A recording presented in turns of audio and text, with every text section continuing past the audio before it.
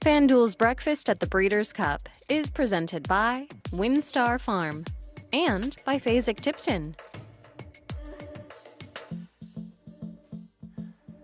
Hello, everyone. Today on The Breakfast Show, Sovereignty Works. We have all the horses coming in from New York, and we get our first look in California of last year's defending Breeders' Cup Classic champ, Sierra Leone. So get your cup of coffee, because we got Ted Noffey. It's Breakfast at the Breeders' Cup.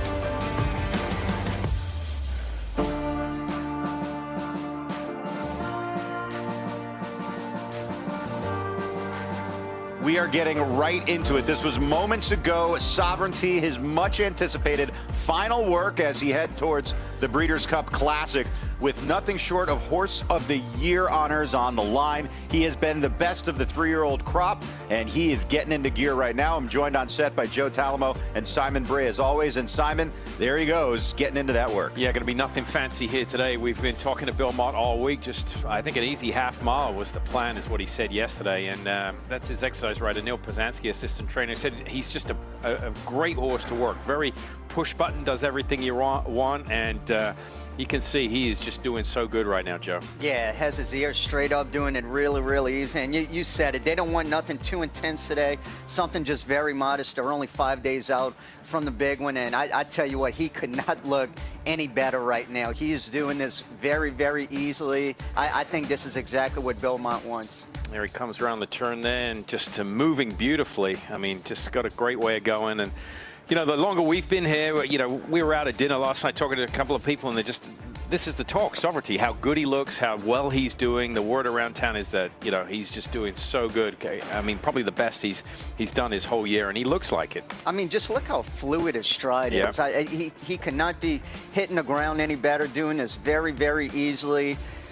Like I said, we're only 5 days out. Not going to be a really big gallop out, just kind of stretch his legs. And I think he got out exactly what they wanted to with this. It's not often that the Breeders' Cup Classic winner gets outshadowed by a three-year-old the following year, but I feel like that's the case here in 2025.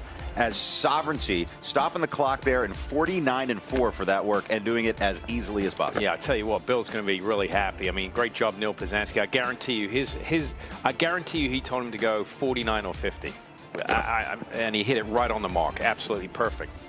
Yeah, at this point, 5 days out, I know we've talked about that the last few days. The worst thing you could do this close to a race is to go too fast. If he would have put up a 46 and change, 47, only 5 days out, he would have been fired. Yes, that definitely could have taken a lot out of him. This was absolutely perfect. And even not only for Sovereignty, but for all the horses works, you're not going to gain any fitness 5, 6, 7 days out. So this is absolutely perfect. Just something to get over the track, stretch their legs, and time-wise, could not have been better. Yeah, it's just to get them through the motions, to just take the edge off a little bit. You don't want them too high come Breeders' Cup week. You know, you don't want them too fresh. That's how horses hurt themselves. So you've got to do enough to take a little bit of the edge off, but leave so much in the tank that you've got enough left for next weekend. So 50 is right in that sweet spot. 46 fast, 52, 53 slow, 49-4 right in that sweet spot for maintenance work. And then you have a horse of this supreme talent in the hands of an absolute master in Bill Mott. So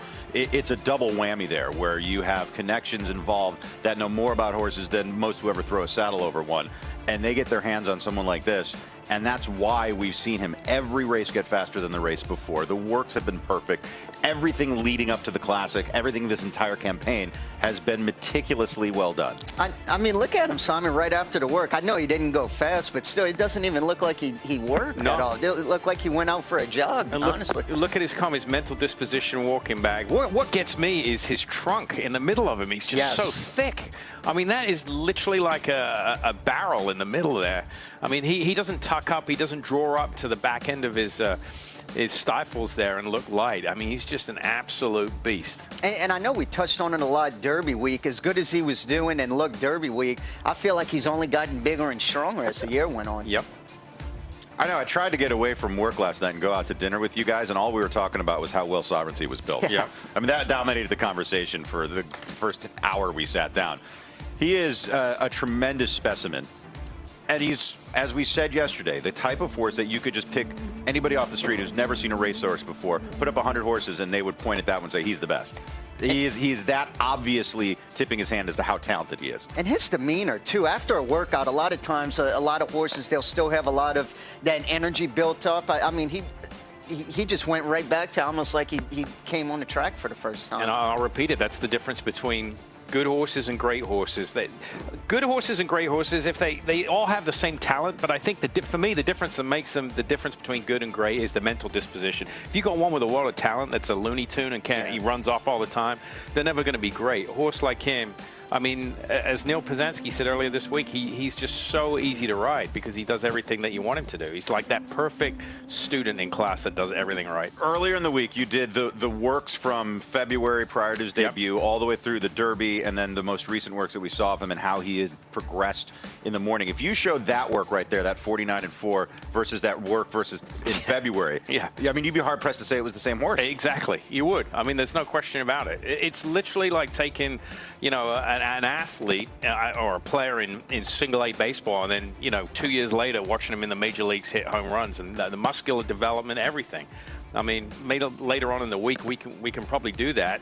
Eliminate all the works in between. Just show the first work in February and that work. See the difference. Not only that, going back to that work in February, he was being asked to keep up with that out horse. of the gate.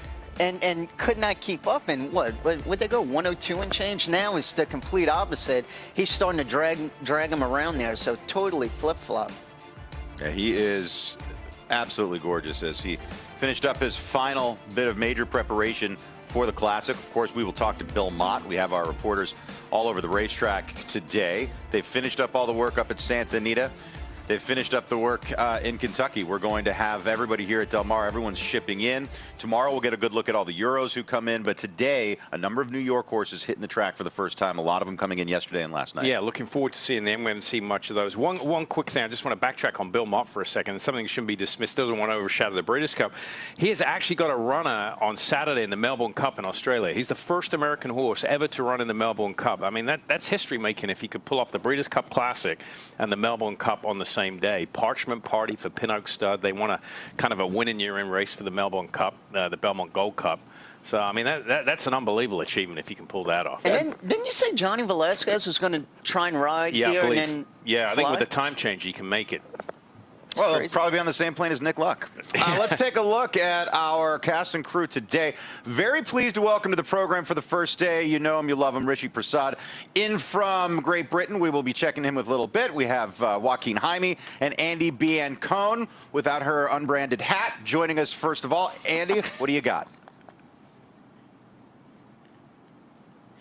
Mike, good morning. As you guys said, Sovereignty just put in a fantastic final work. We got eyes on him walking off the track, and Joe was spot on when he said this horse was not blowing a candle. It's funny, he almost looked like he got a little more hot in his gallops versus his breeze. Not a drop of sweat on him, and that's because it's just so easy for him to go that speed. But he is a more aggressive horse to gallop, and really good display of horsemanship from the Bill Mott team, with Neil Pozansky being his breeze exercise rider and Jimmy Keyspray being his gallop rider. It's like Sovereignty knows he's going to breeze when he has Neil on his back, and the Connections opted to jog one lap the wrong way and go straight to the pole versus doing Bill's typical gallop a mile warm-up before the breeze, just to keep him relaxed because he can get keen. But Sovereignty looking perfect. We'll be checking in with Bill Mott later, but first we check in with Joaquin Jaime.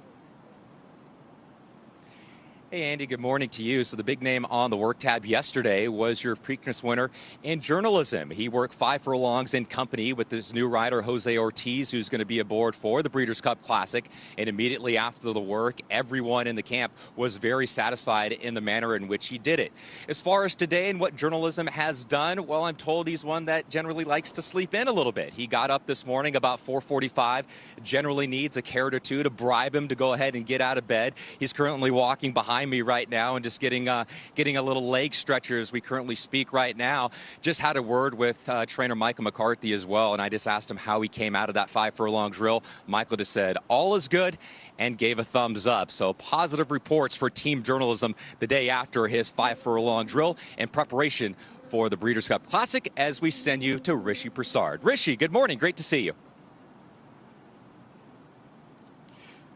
Joaquin, thank you very much. Yes, it's an absolute pleasure to be back here at Del Mar. I'm looking forward to the week ahead of us. It's going to be a quiet day for the Europeans today, but of course most of the attention, as it always is at the Breeders' Cup, will be on Aiden O'Brien. Now, yesterday in France at St. Cloud, Aiden O'Brien had 2 Group 1 winners that took him to a total of 25 Group or Grade 1 winners worldwide this year. That leaves him 3 shy of the world record of 28, which of course he holds, but he has got some amazing chances here at the Breeders' Cup at Del Mar. On Friday, he's got 3 favourites, True Love, Gestard and Precise, all expected to win their respective races on Friday.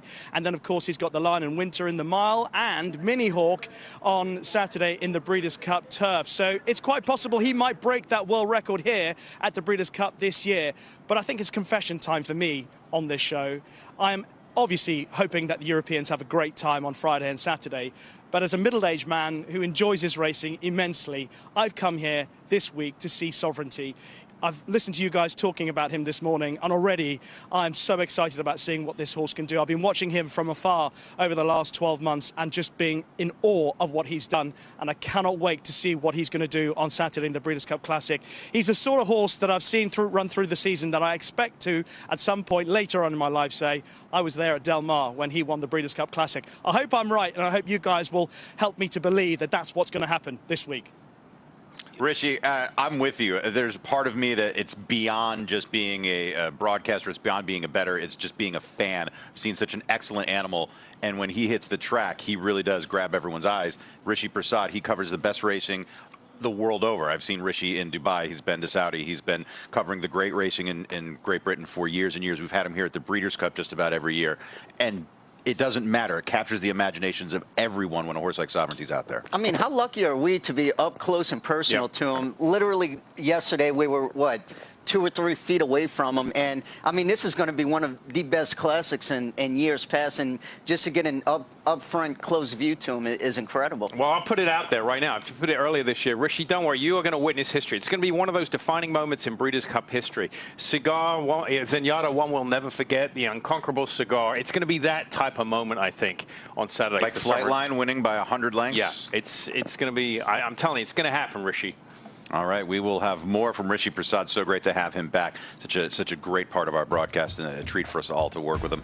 Let's take a look at some of these classic contenders, though, that have made their way in from New York. It's the threesome from the Pletcher camp: Antiquarian, Fierceness, and Mindframe. So you have the Jockey Club Gold Cup winner, the Santa Anita Handicap winner, and of course the Pacific Classic winner. Fierceness has run 2 of the best races of his career right here at Del Mar. Of course, last year's Breeders' Cup Classic, he was a bang-up second after chasing a very fast pace, and then the Pacific Classic, where he defeated journalism. This is Fierceness for Todd Pletcher earlier today as he was stretching his legs over the track.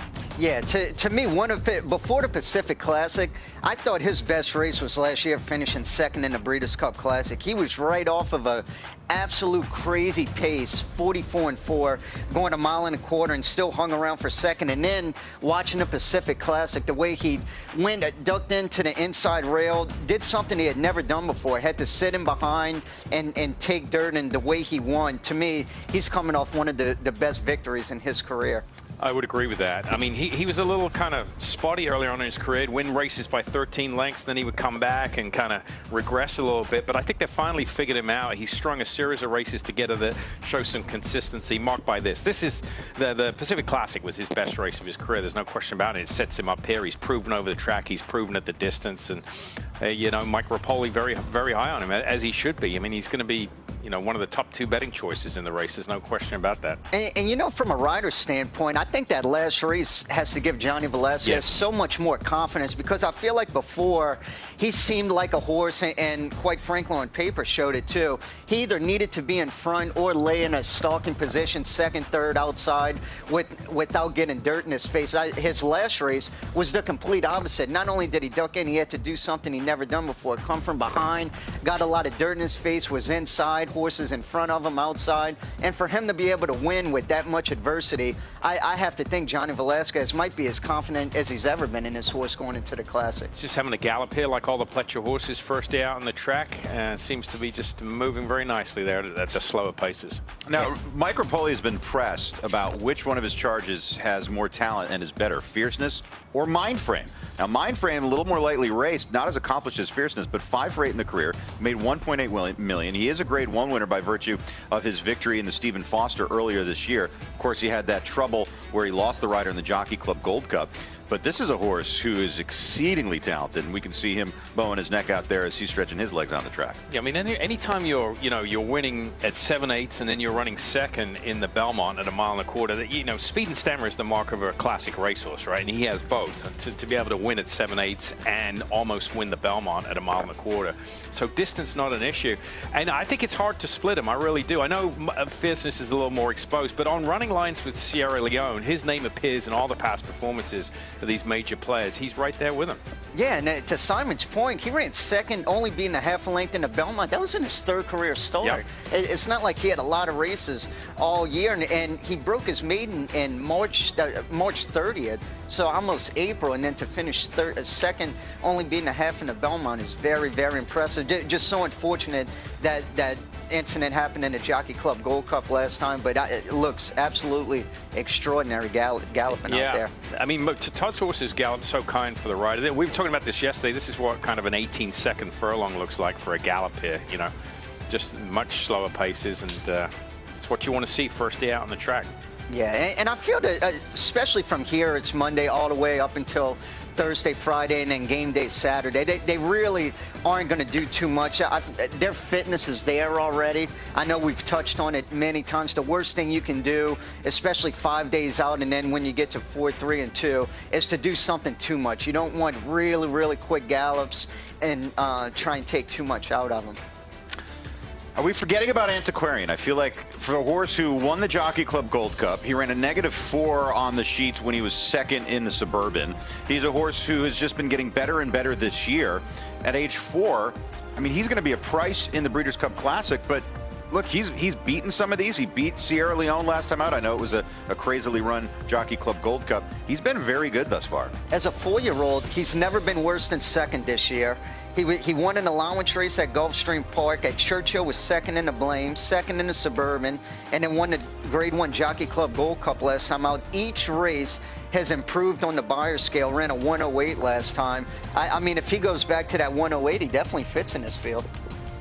Yeah, I mean, good race. Obviously, it was marred by the incident with Mindframe and contrary thinking, but yeah, I mean, he proved he belongs, and even with some of his races, in the Suburban, he's right there with Locked, and he ran in the Belmont. I know he's beaten 7 lengths there, but he's an improving type of horse. I mean, he's the longest price of the 3 that we've just seen of the Pletcher runners, but he deserves a shot to be here. There's no question about it. So Antiquarian, your winner of the Jockey Club Gold Cup, and we bring up that race. It's impossible not to discuss the trouble we saw right out of the gate. As we take a look, it was Mindframe who lost the rider, but there was action that affected a number of runners in here. Let's take a look as this is right out of the start for the Jockey Club Gold Cup.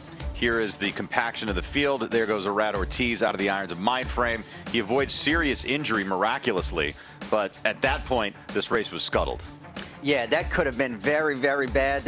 You could see right there the 7 horse with Kendrick Cormouche comes over, and it was kind of a chain reaction with 2 other horses there. And you could see Irad Ortiz right there actually going on another horse and then falling right there.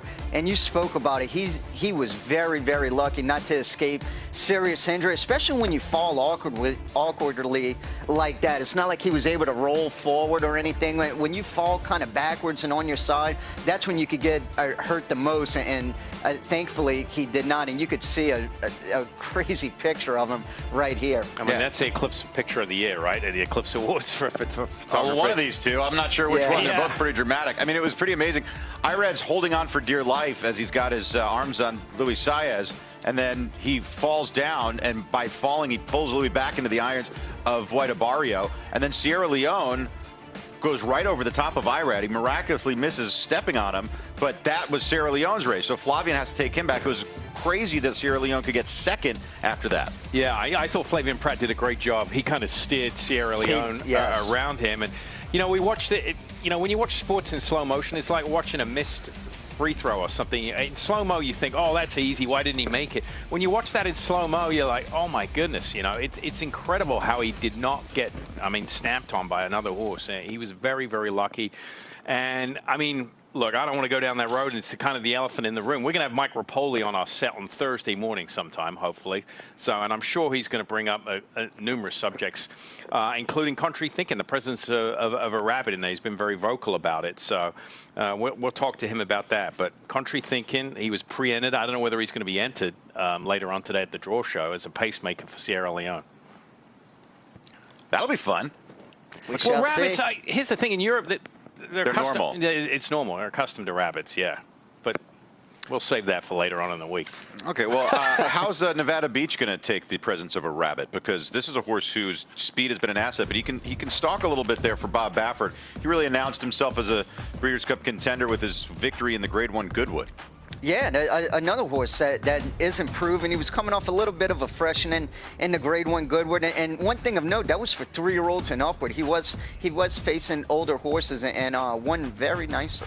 We'll get back to Nevada Beach in a moment. Right now, Annie Biancone has caught up with Hall of Famer Bill Mott. Mike, thank you so much. Bill, walk us through Sovereignty's work here.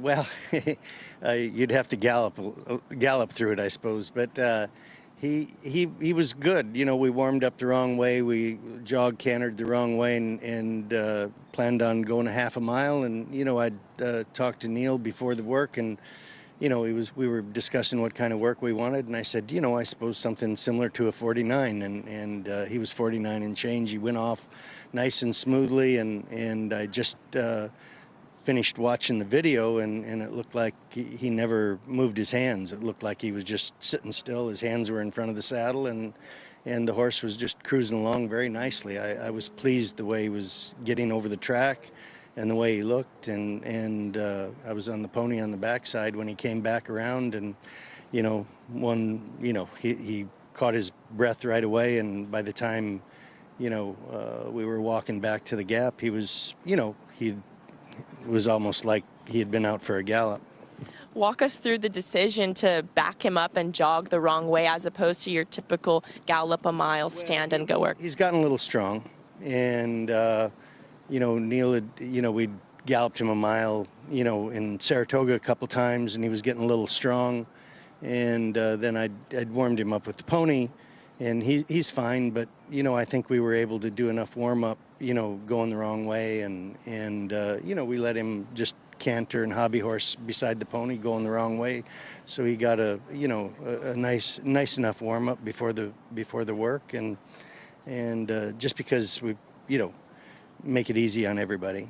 And just an incredible display of horsemanship. Can you go into the psychology a little bit of why having Neil as his typical breeze rider and Jimmy Quispe as his gallop rider, how that can help a horse like Sovereignty? Well, the horse has gotten a little stronger to gallop, and Jimmy's a little bigger than Neil, and he's been able to, you know, handle him very well in the mornings. I was happy with the way Jimmy had galloped him and got along with him well enough. His, you know, pace was good, but Neil is, you know, a very experienced work rider, and he was an Eclipse Award-winning jockey back in the day, and so he's got a lot of experience, and that's the, you know, coming into races like this, that's what you want. You know, you want somebody, with the most experience and somebody that you have a lot of confidence in and is going to get the job done the way you want it. And Bill, I was just amazed. I mean, watching Sovereignty in the paddock yesterday after his gallop, he maybe just had a touch of white sweat on his neck and in between his hind legs, but today, not a spick of sweat on him. He was not blowing a candle. Is it just that easy for him to breeze and go that speed? Yeah, it looked like it was easy for him. And yesterday, of course, with the, we went back through the paddock, and then you're going into a new environment, and they're looking around, and that makes him sweat a little bit. And he's always been a horse that runs a little bit hot. Even we have to be careful not to put too warm of a night blanket or too heavy of a night blanket on, because he'll sweat a little bit underneath. So, it can be 40 degrees out, and we just have a lightweight blanket on him. Well, Sovereignty could not look any better this morning. Bill, thank you so much. Okay, thank you. Someone's got to say it. I need that vest. That is cool. Wow, that's sharp. An old school vest. That's sharp right there. That's a riding vest. That's the safety vest. That's whatever that mustard-colored leather is. I need to be covered head to toe in it. At any rate, Bill Mott, he's done a fantastic job, and reading the tea leaves there. Oh yeah, he is as happy as could possibly be with something. And I love the fact that they've, he said there in his gallops throughout the year, he's got stronger. They've actually had to, change the exercise rider, put Jimmy on him. He's a little heavier, slow him down a little bit. And even the warm-up for the work, they don't want to go the right way because they don't want him to do too much. That's a good sign that he's getting stronger. It's also great. He's given us that insight into all the little details. I think sometimes when you get in the backstretch and you're talking to trainers, exercise rider, assistant trainers, jockeys, the things that they find mundane, for those of us watching the show and on the show, we find it incredibly interesting. So just a little thing that, like, he's got to go the opposite way just so he doesn't get too worked up for his work. That might seem like a tiny little detail that they don't really care about because it's second nature. But for us at home, we don't know this, and it's fantastic information. Well, even getting back to his exercise rider, I mean, horses are very smart, and they know the difference between when an exercise rider's on them and they're just going out for a canter or a gallop, or when a jockey gets on them and they're going out to work. It's the difference between when an exercise rider's on them, their irons are a lot lower, but then when a jockey gets on them to work them in the morning, our irons are jacked up. We have different body language, and they know and sense that. Right, and you're about 100 pounds lighter, too. Yeah, that too. That doesn't make sense. I'm way too large to be an exercise rider. I'm at least 100 pounds larger than him. Nevada Beach, we just saw warming up for his workout, or for his gallop this morning. Nevada Beach for Bob Baffert. Once again, the Goodwood winner. He's somewhat of a new face in this division, and you might look at a horse who's only raced 4 times, only tried 2 stakes races, and say, I don't know if this horse is going to be able to cut it in the Classic. But if there's one trainer who can pull that off, Simon, it's Bob. It is, and very, very lightly raced, but let's be honest. I mean, look, the Goodwood didn't have all the marquee names as a typical prep for the Breeders' Cup. We touched on this earlier in the week. The Goodwood would have been, the traditional prep for a lot of horses years ago. 'Tis now, but now these horses are going from the Pacific Classic. They're going from the Jockey Club. They got that 6-week break. But he beat arguably one of the favorites for the Breeders' Cup Dirt Mile in that race. Full Serrano, yeah, that is the one positive. He is lightly raced. He's faced older twice. His first start was against 3-year-olds and upward, and he won his first start at Santa Anita. And Simon pointed it out. I mean, he beat a Breeders' Cup winner in the Goodwood, Full Serrano, who's arguably going to be one of the favorites in the mile again this year. And think about how good, just forget about what he's done. Think about how good Full Serrano looked in his comeback here at Del Mar. He looked like he was good pointed toward the Classic at that point. He looked like he wanted every bit of these top-notch horses. And for Nevada Beach to get the best of him, I know that the Goodwood probably wasn't the goal for Full Serrano. They're thinking Breeders' Cup. But the way that Nevada Beach handled him really speaks to just how well he's doing and how much he's improved. He on Thorograph, he went from a 3.5 in the Los Al Derby, which was his last start of his campaign before the summer break. And then he comes back and he runs a -1 3/4, almost a -2. That's a very fast clocking. Yeah, he's another horse. I know we talk about it all the time, improving, whether it's on the Beyer scale or Thorograph. Every single race, he's run a 90, 91, 92, and then that career best 101 Beyer last time out in the Goodwood. In the Classic, he is going to have to step up even more, because that is going to be a fast run race against older horses. But nonetheless, he is an improving horse. So we're trying to call George Lucas for rights to the Imperial March. Usually we reserve that for Aiden O'Brien, but we might have to play it twice this year on the show because Darth Vader I mean, one letter away from the greatest villain of all time. For the George Weaver barn, you could play the Imperial March for as well, as we're going to check in with Joaquin, who's standing by near this top distaffer. Yeah, Mike, we take you to the Breeders' Cup Distaff Division. We continue to make our rounds here on the Del Mar backside with horses that had morning workouts yesterday for their respective Breeders' Cup races. And as you mentioned, Darth Vader is right behind me over my left shoulder here. She went 4 furlongs in 49 yesterday. She's had 5 starts in 2025. She's been in the exacta in 3 of those 5 races. She is a Breeders' Cup Challenge winner. She won the Grade 1 Ogden Fixed by 4 lengths.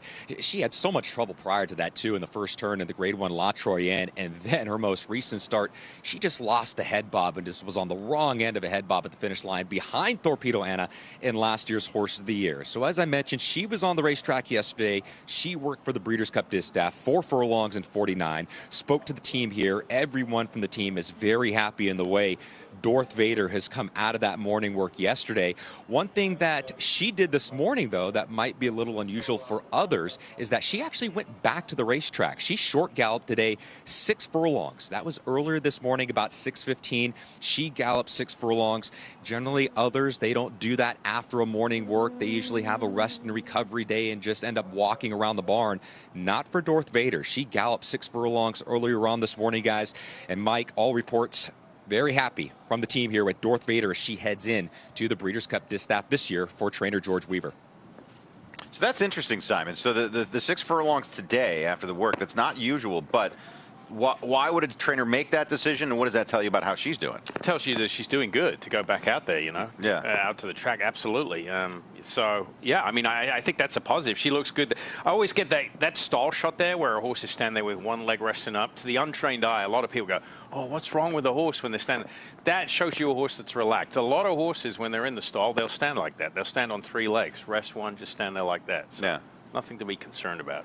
I wasn't concerned. Were you concerned? I am concerned for Baeza because he keeps running into these monsters. Can he turn the tables on sovereignty, on journalism, on these older horses in the classic division? He's out of one of the most prolific families in racing over the last 3 years. We'll see if Baeza can get the job done this weekend. We'll have more after the break.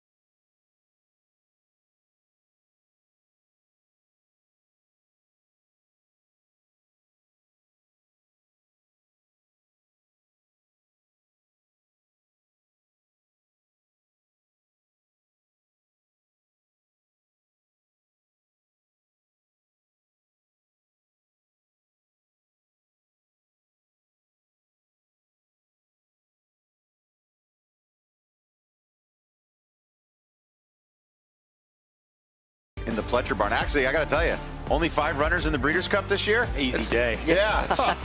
It's like a vacation. Yeah. He's going to come out and enjoy the weather. Here's Ted Noffey. Boy, has this horse been sensational in the first part of his career. He is a perfect 3 for 3. Grade 1 wins in the Hopeful, and then the 2-turn test in the Breeders' Futurity at Keeneland most recently.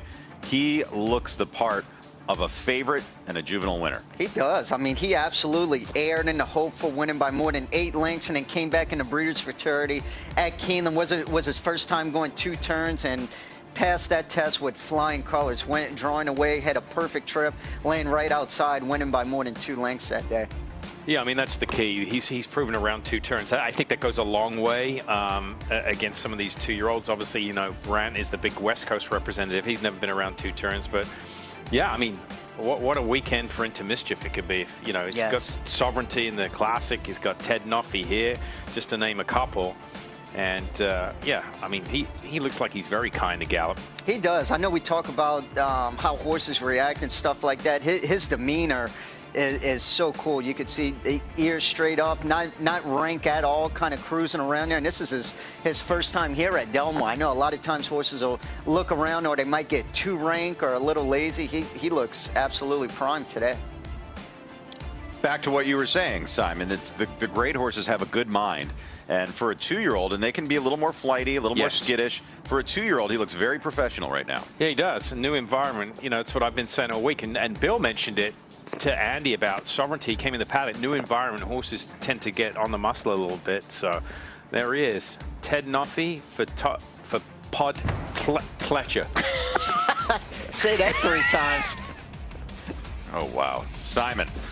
I bought Dr. Seuss books for all your kids, and you never read them, and now I know why. Yep. So Ted Noffey, the horse, 3 for 3 for Todd Pletcher and Spendthrift. He won the Breeders' Futurity, which was the Challenge Series to get him into this juvenile race. Also won the Grade 1 Hopeful. $650,000 purchase. That's looking like a bargain right now as he's in the Breeders' Cup, and he's almost made that purchase price back in just 3 starts. And Pletcher's got a great record in just about every race he's ever run in, but 4 juvenile winners over the years. You say Ted Noffey, you may know Ned Toffee. Here's how this fantastic horse was named. So who is Ted Noffey and who is Ned Toffee? Well, that's interesting start. Ted Noffey is the more interesting of the two. There was an interview with me last year in which there was a typo. One of the trade publications just reversed the letters. Some folks in our organization, my kids, and apparently Eric, our owner, got a kick out of this. It went viral among our friend group, and then my brother and I ended up showing it to Eric. Ned's kids told me about the gaffe. I just said, okay, that's hilarious, and I made a little note of it. I've got a list of names. I wasn't aware of it until it showed up in workouts one morning. I've created a monster here because people are messing it up all the time, ourselves included. People now hesitate when they see me and they have to stop and think, is it Ted or is it Ned? People always come up to me now and say, how's Ted doing? And I have no idea if they're talking about the horse or if they're talking about my dad. So my answer is always, they're both great. I was sort of unprepared for the reaction that his name would get, and it's been a lot of fun. It's a lot of good-natured ribbing. He's always a good sport about it, but it's like I sometimes feel bad for him because we just are relentless. We're both big and gray. He's out of an old-fashioned mare, and I like to drink old-fashions. We weigh about the same, but people are really enjoying it and having a lot of fun with it, and that's a good thing.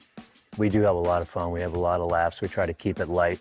That was a great ad to dig up some old family photos of me growing up side by side with the full photos of Ted Noffey growing up and got the point across that TaylorMade raised a really nice horse. It's great because it's a fitting tribute to the namesake. Ned's a great guy, and he's literally the glue that keeps everything together at Spendthrift. He has way better qualities than I do. He's turned out to be a pretty nice racehorse, and fortunately, he can run.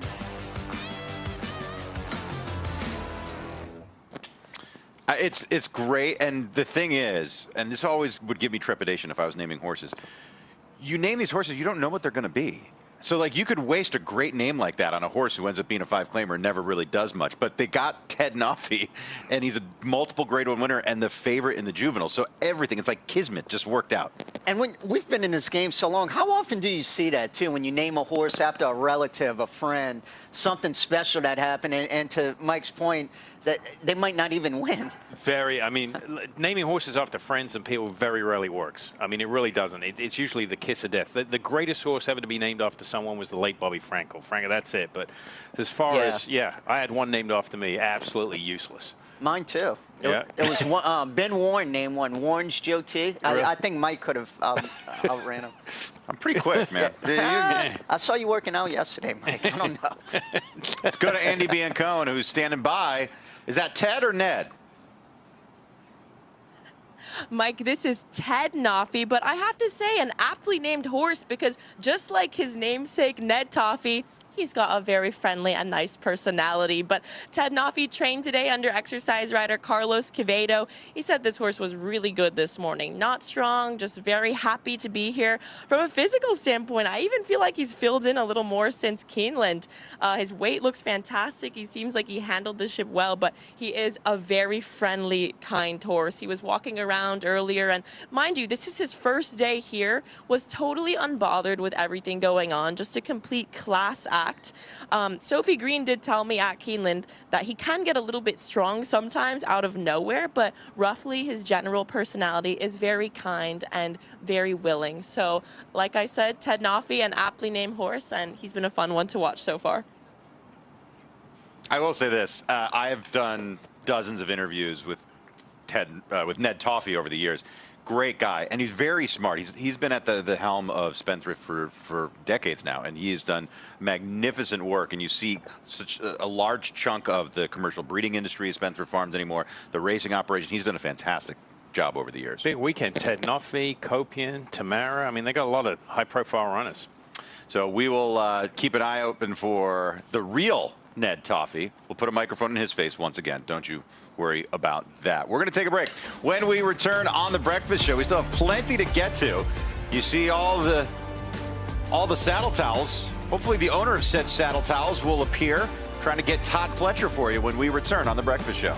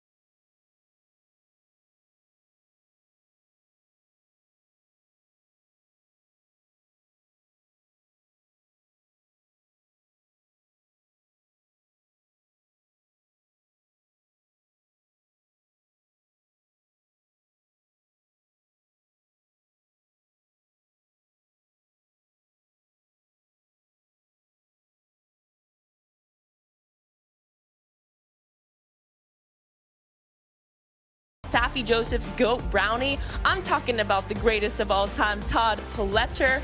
Todd, welcome to Del Mar. And please just walk me through the brigade of horses you have here. Who have we seen train so far, and who do we have to look forward to see train for the rest of the morning? Well, we've trained 5 of the 7 so far. We took the 3 classic horses out first. Just kind of keeping it simple today, kind of going out there once around. All handled it really well. So we've just got Celebrity Warrior and Tommy Joe left to go. In terms of these horses' dispositions, how they are in the mornings, I mean, are they aggressive? Are they relaxed? How would you go through these horses? The 3 classic horses are all pretty straightforward to train. Fierceness is very laid back, and Mindframe will sometimes take a little more of a grip, as you might know from getting on him at Churchill before he won the Stephen Foster. Thank you. And then Antiquarian, he's pretty straightforward as well. So, you know, for 3 really high-class horses, very talented horses, their dispositions also make them good. Have they all put in their final preparations at Saratoga? All their final breezes have taken place. We'll probably stand them at the gate on Wednesday, just to make sure the gate crew here is familiar with them, and paddock school on Wednesday, and just pretty much routine gallops up to the race. Focusing in on your 3 classic horses, you know, a lot of drama kind of over the summer. Fierceness here obviously aired in the Pacific Classic. He drew the rail and kind of tried to make that temporary gap. With the post position draw being tonight, do you have any concerns about him drawing the rail again, or do you feel like that's something he's overcome at this point? I absolutely don't want to draw the rail, so I'm not thinking about it at all. Just trying to will it not to happen. So, you know, look, would he do that again? I don't know. It's an awkward setup, and as you know, a lot of time horses look for an open space, and you know that's what he did. We were very, very fortunate to overcome that, and Johnny did a great job of not only staying on but getting him corrected and you know, winning from there. So, but yeah, no bones about it. We don't want to draw the 1 hole again. And with Mindframe, I mean, in the Jockey Club Gold Cup, you've said it yourself, this horse is a generational talent. He's extremely special. Just walk us through that incident. Obviously, he came back in great order and everything, but do you feel like that affected him in any way? You know, I don't think so. Nothing that we've seen physically or mentally has changed. He's still breezing as well as he always has. You know, I think my biggest concern is from a conditioning standpoint, you know, I don't know what we got out of that. It wasn't obviously a truly run race. He did go around there, you know, about 1 1/8 miles, and he was running, but thankfully he didn't do what a lot of loose horses will sometimes do and just run, you know, in a panic state. He maintained his composure, kind of just drifted out into the middle of the track and slowed down to a bit of a gallop. My biggest concern watching it was going past the quarter pole gap. That's the gap that he goes on and off of every day when he trains at Saratoga on the main track, and I was just concerned he was going to be looking for that exit and either, you know, try to jump the rail or, you know, whatever sometimes loose horses will do. And once he got past that, then I was able to kind of refocus on Antiquarian and get to enjoy the last 1/8 of a mile. But yeah, it was pretty scary, not only for Mindframe, for IRAD, you know, and yeah, it was just, you know, unfortunate for the whole day. Did you have to alter Mindframe's training after that race, just given that maybe he didn't get the full fitness he would have if he run the race properly? Well, we kind of kicked around the idea of, do we want to come back and you know, maybe go to the Lucas Classic in between, or do we want to try the Woodward, or do we stick to our original game plan and train up to the Classic? And we just felt like our best chance of having a peak performance in the Classic was to train up to it. And Antiquarian, I mean, the chunky guy that tries his heart out. How is he coming into this race? Obviously, he's put in some massive efforts throughout the entire year. Do you feel like this is a horse who is approaching his peak? I think he is. I mean, he keeps getting better and better. His you know, races are better and better. His figures, you know, are super competitive in this race. Yeah, like I said before, the Jockey Club, I wouldn't sleep on Antiquarian. Todd, thank you so much for your time. And also, Lenny Lou has been dragging me every single day, so maybe I might steal Carlos to get on Lenny Lou. I will get on Mindframe, and we'll all be settled for the rest of the week. That could work. Well, over to you, Joaquin. Andy, thank you. We'll go ahead and stay with the New York horses, from Todd Pletcher's Breeders' Cup horses now to Chad Brown's Breeders' Cup horses, who just got into town here at Del Mar. This is when it really starts to feel like Breeders' Cup week to me. Why is that? Because just in this barn alone, right behind me, there's 2 Kentucky Derby winners here. You have Sovereignty, who's walking around right now. You have Mystic Dan, another Kentucky Derby winner, who's in this barn. You also have 2 Breeders' Cup Classic winners right here, because Wyatt Abario for Safi Joseph, he's on the other side. He won the Breeders' Cup Classic a couple years ago. And you also have Sierra Leone, who just got tacked up and is walking around as we speak right now. So between Kentucky Derby winners and Breeders' Cup Classic winners, 4 of them total are walking around right now. And speaking of Kentucky Derby winners, there is Mystic Dan. He's going to be in the Breeders' Cup Dirt Mile this year for trainer Ken McPeak. But as I mentioned, the Chad Brown runners have come into town. You can see a couple of them. There's Scylla. She's going to be in the Breeders' Cup distaff for Bill Mott, as well as the next sets for all these teams are getting ready to go out. But staying with the Chad Brown runners, you can see some of the saddle towels right behind me that he has hanging up right here. Hill Road in the Breeders' Cup turf. He was on the Triple Crown Trail for a little bit. They put him back to the grass in his last couple starts. You have redistricting in the turf as well. He just missed behind a 2-time Breeders' Cup turf winner in Rebels Romance in his last start. Contrary thinking, he's going to be in the Breeders' Cup Classic. Of course, with last year's Breeders' Cup Classic winner in Sierra Leone, as I mentioned, he's getting tacked up, guys. He's going to be headed out for a jog as soon as the track opens up in just a moment right now for trainer Chad Brown. Thank you very much, Joaquin. And yeah, that's a lot of star power on one little walking path there around the barn. Yep, sure is. I mean, 2 Derby winners and 2 Classic winners in the same barn. You don't see that every day. No. Or ever. Let's talk. Do you want to talk Classic? Do you want to get to do you want to get to Baeza right now? Let's do it. Yep. Look, he's got something to prove against older horses. He's got something to prove against Sovereignty and Journalism. But if you take Sovereignty and Journalism out of it, this horse wins the Triple Crown, basically. I mean, he just keeps running into monster after monster. But he is so talented, and he has such a good way of going. And 1.25 miles just hits him right between the eyes. Said it all week. He's just having to come into a rough year. You take Sovereignty out, Journalism's a Triple Crown winner. You take Sovereignty, Journalism out, Baeza is a Triple Crown winner. And I was happy, kind of like Journalism got his shot in the Preakness when Sovereignty bypassed that race. Baeza got his chance. He deserved to win a big one. He got his chance in the Pennsylvania Derby when both those 2 horses elected not to run. But I thought his work was very good.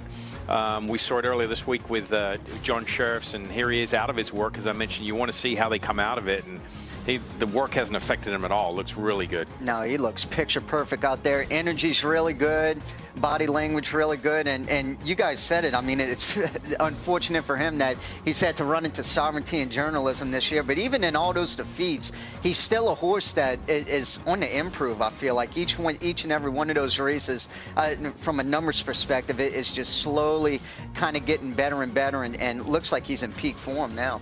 Let's take a look at that Pennsylvania Derby, because Baeza was very good that day. It's a 2-length victory over Magnitude. And don't forget, Magnitude, I mean, he's shown flashes of absolute brilliance. After his performance in the Risen Star, we thought he was going to be the Derby favorite before we found out he had to go to the sideline with a chip in his ankle. But Baeza bested him, and they were well clear of whoever ran third.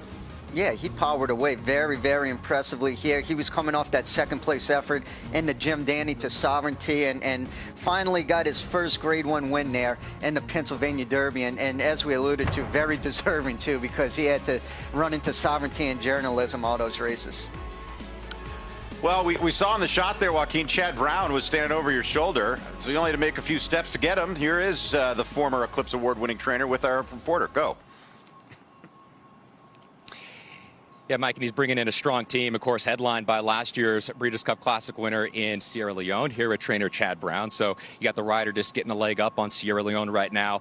What's the team look like for this year's Breeders' Cup? How many do you have? Yeah, I got 7, a little lighter than years past. My 2-year-old's a little behind this year. I've had a lot of sick horses all summer and fall, but hopefully that'll set us up for a big spring with those. So it's disappointing with the 2-year-olds are behind, but it's a good group.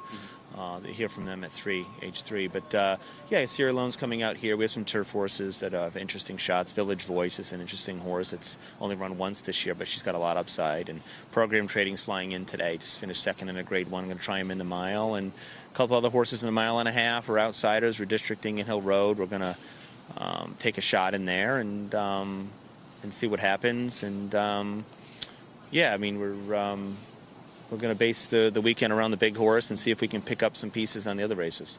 As far as the travel plans, you just got here to Southern California. How did everything go? Is everything smooth? Yeah, it always is here. Del Mar's a great place to ship into, and they are always very organized here. So and luckily the horses got here in good shape, and it's an exciting group of horses here, particularly the Classic.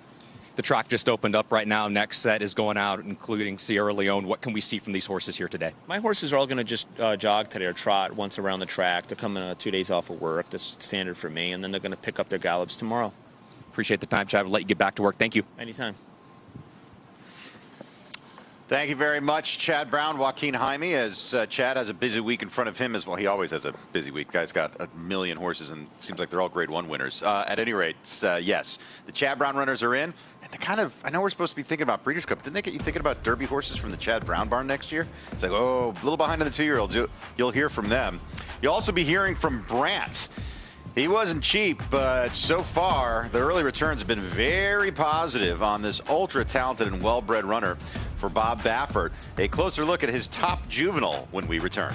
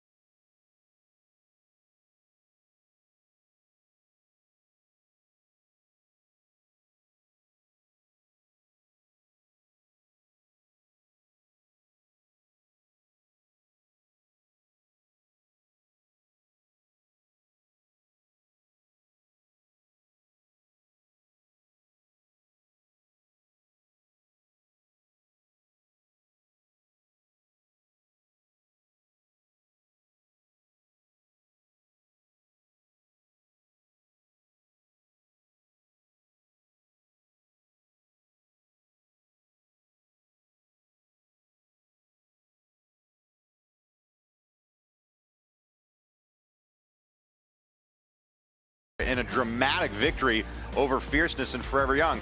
2 horses he has to face again. What's amazing is that none of the top 3 finishers from last year's Classic will be favored in this year's Classic.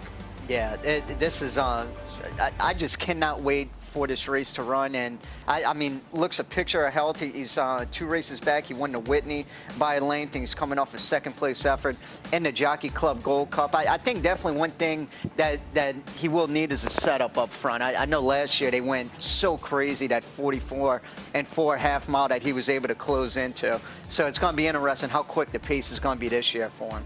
Yeah, I think he. To your point, Mike, I think he's a horse that's going to get overlooked, excuse me. And I don't think he should. He's got the race in him. He's proved it. I thought arguably he ran the best in the Jockey Club. I thought he was the best because he was impeded early on, and he was taken. I mean, he comes from far back. I get it. But he was taken even further back than normally. He was 15 lengths back in the Jockey Club, and he was only beaten a length and a half, right? And he was 15 and actually taken back to 18. Yeah. I mean, for a horse to, and he only got beat a length and a half exactly in that race. So I think, from a visual standpoint, he ran the best race in that. So if he gets the right setup, I think he will. I think there's enough pace in here, but he's going to be a decent price. I mean, he's going to be around that same price he was last year, 7-8 to 1. What kind of a horse has a better chance of beating Sovereignty? A Fierceness type who's very close to the pace, or a Sierra Leone that could catch him late? Well, and we'll go back to that again. I think the Rabbit's going to have a lot to do with it, controlling the pace. Because if you have Country Thinking and Fierceness, no one's going to go with the Rabbit. They know why he's in there. But it's a really hard situation because whoever is riding Country Thinking, if they open up by 15, that's a waste of time, right? You ride the race like the horse is not there. Yes. Who's ever sitting in second is the pace set. But if you know, they lap onto Country Thinking and the pace is pretty honest, I think Sierra Leone gets the right setup.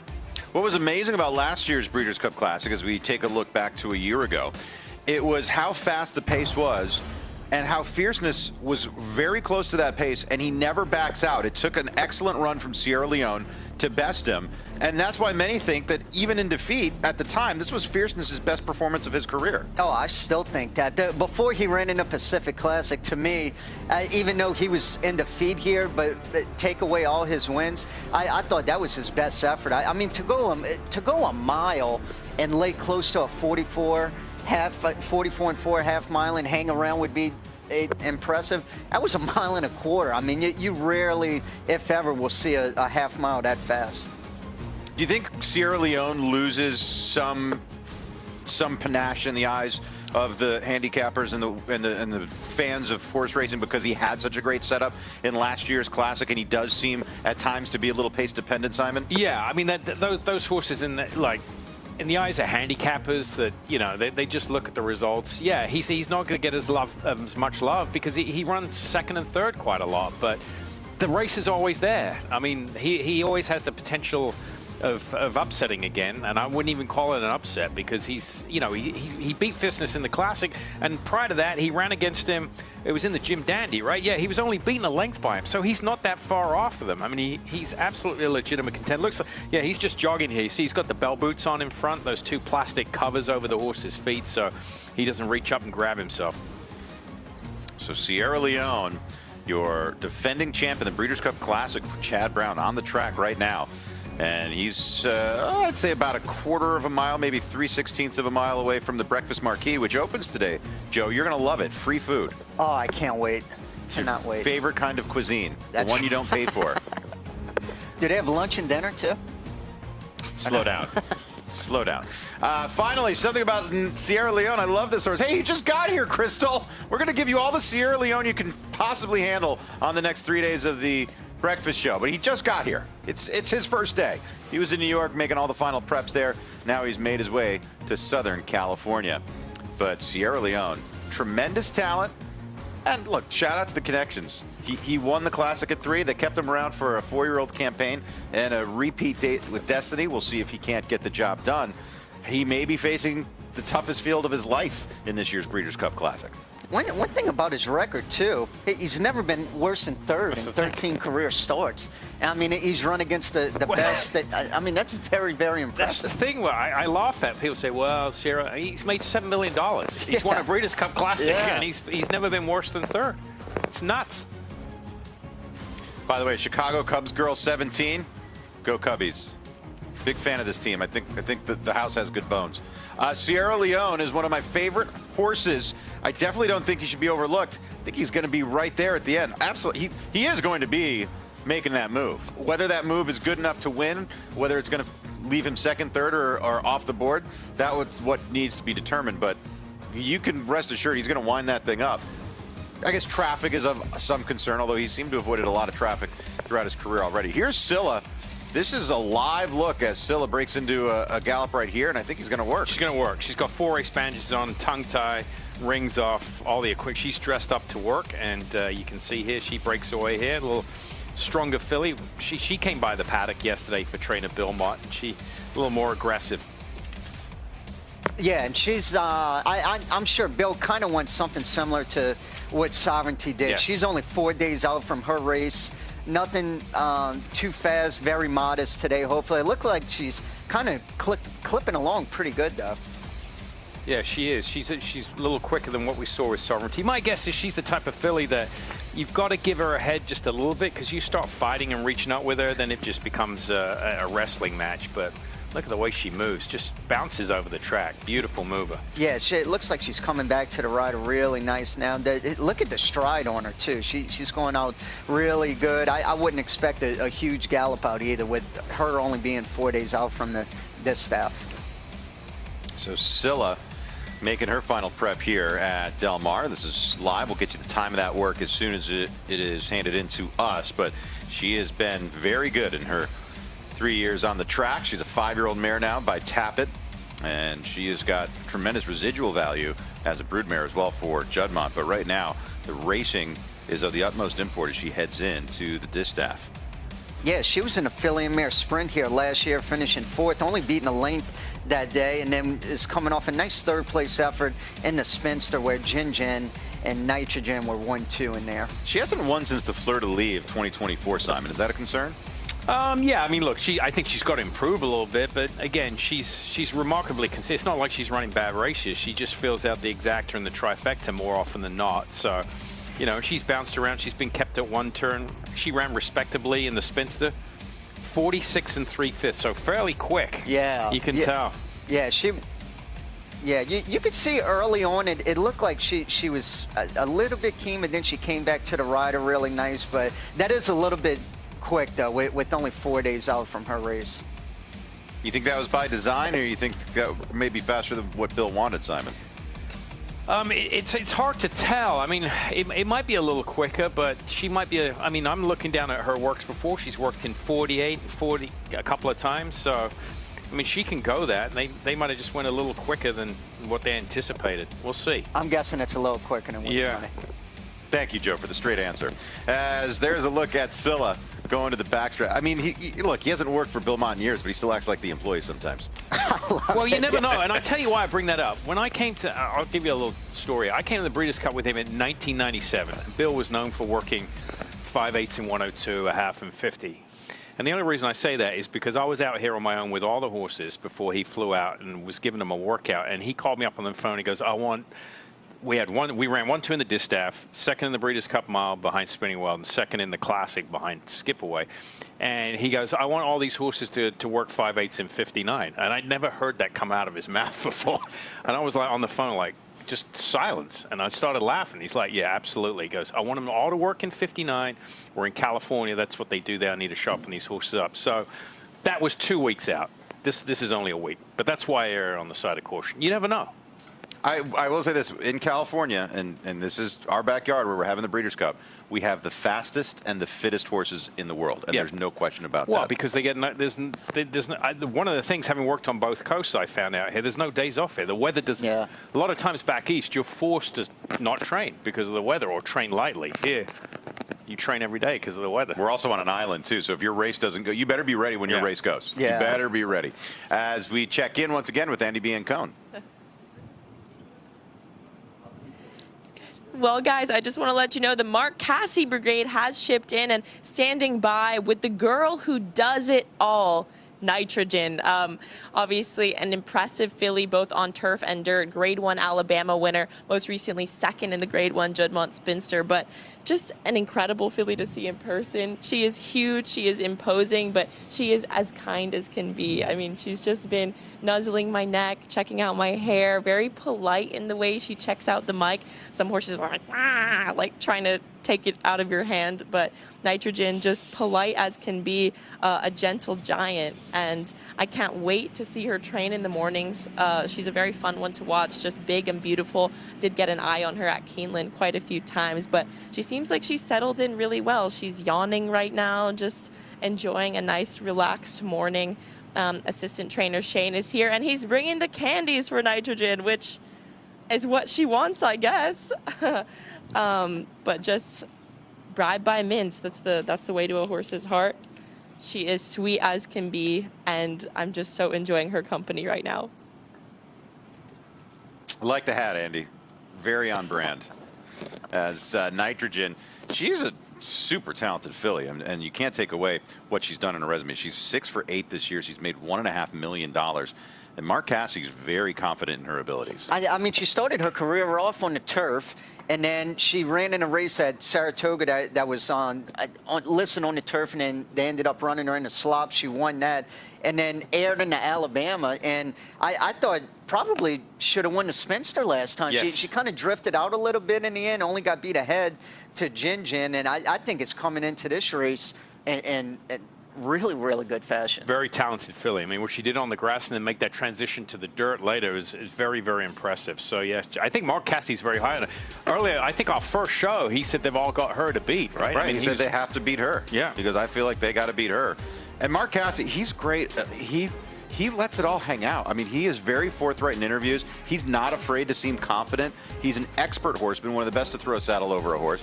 And when he has a horse like this in his barn, he's totally willing to say, I think I got the best horse. Y'all got to come and get me. This is what concerns me, though. This is the Alabama. Joe referenced the Spencer. She did it in back-to-back races, right? Is it when she hits the front? Is she, all by herself? But we've seen it enough now to know that it could happen again on Saturday. And it's interesting too. You'll notice she wears blinkers. If she didn't have blinkers on, I would say, well, maybe she's kind of looking at something at the 16th pole. But that is kind of surprising because the rest of the race, she runs straight. It's not like she's kind of looking and gawking the whole time. So but something like that, especially when you get in bigger and better races like the Breeders' Cup, you can't afford to do that. I mean, just look at the Spinster. She did it and just lost by a head. Yep, good point. There's a look at Nitrogen as she was on the track earlier today. It was under the cover of darkness. Obviously, she was cooling out, having a peppermint with Andy right now, but she is on the track looking strong and looking ready to roll.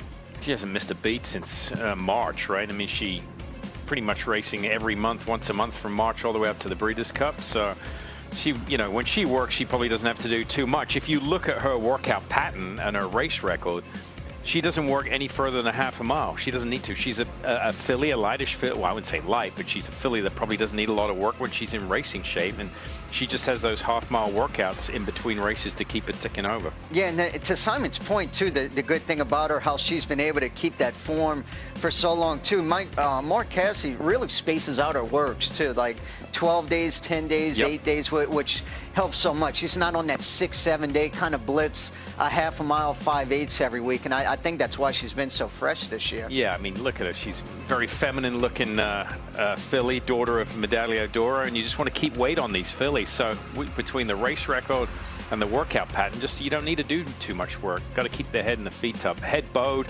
that forces the horses to use their hind end a little more. When they gallop like this, they develop a stronger hind end. You don't see as much anymore, but a lot of horses gallop in draw reins.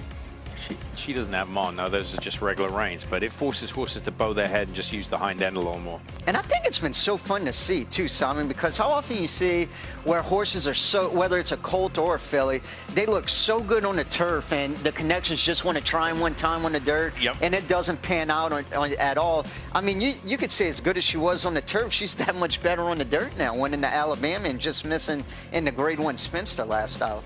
Yeah, you're exactly right. I mean, that move very rarely works at that level, right? Usually it's the other way around. You'll go on the dirt and then you'll jump to the grass. But yeah, I mean, it's amazing she could do that. All right, well, if you two are ready to come up for oxygen talking about nitrogen, there's a lot of steam coming from the Japanese contingent as we take a look at the horses making their way through the backstretch and onto the track. We've got Forever Young as he is coming back for a date with Destiny in the Breeders' Cup Classic as well. There's Forever Young as he is leading the pack in the yellow saddle towel for the Classic. I feel like he's our new buddy.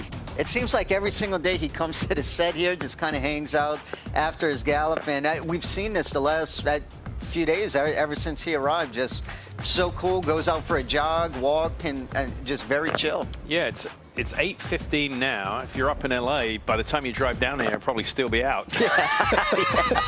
That's a good point. Even during rush hour traffic, yes, there is a look at the Japanese runners. And we saw the Japanese runner. They came in full force last year. They brought 18 horses in. This year, only 8 runners. But still, the depth of the talent has really been the biggest difference in Japanese racing in the last 10 years. They've always had that top-notch horse they would bring to the U.S., but now they're bringing them deeper in each division. Yeah, well, they're active at the U.S. sales. They're buying U.S. pedigrees. They're taking stallions back, and they've had success. So, They know what to do. They know how to get it. Coming to the West Coast is a much easier ship for them, coming from Asia. So this is a good spot for him. Let me ask you this: not what do you think the betting was going to be, but where do you rank Forever Young? Do you think he should be favored, second choice, third choice, fourth choice, fifth choice when you look at this field in the Classic? Because he is one of the reasons it's so deep.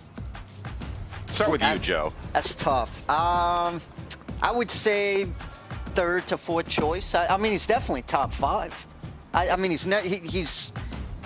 was third in the Dubai World Cup. He won the Saudi Cup, and he was third, beating less than 3 lengths in the Classic last year. And he was 4-1 that day. Simon, do you think Forever Young can win this year's Classic with the field he's taken on? He can. I mean, he's got his race in him for sure. I mean, there's no question about it. But I don't think he'll be anything higher than the 5th choice. You know, you got Sovereignty, Fierceness. Those are the 2 key main players. And then right behind him, Journalism, Baeza, Mindframe, Sierra Leone, Forever Young. I mean, all those horses. There's not, more than a point and a half between them in my book, I don't think. I think he's going to be 4th choice. Yeah. I think it's going to be Sovereignty, Fierceness, Sierra Leone, and then Forever Young. I think he's going to get bet. That would mean Journalism falls to 5th choice, or Mindframe falls to 5th choice, or something along those lines. But I just feel like we've seen enough of him in the U.S. We saw him in the Derby last year. We saw him in the Classic last year. He ran excellently in both.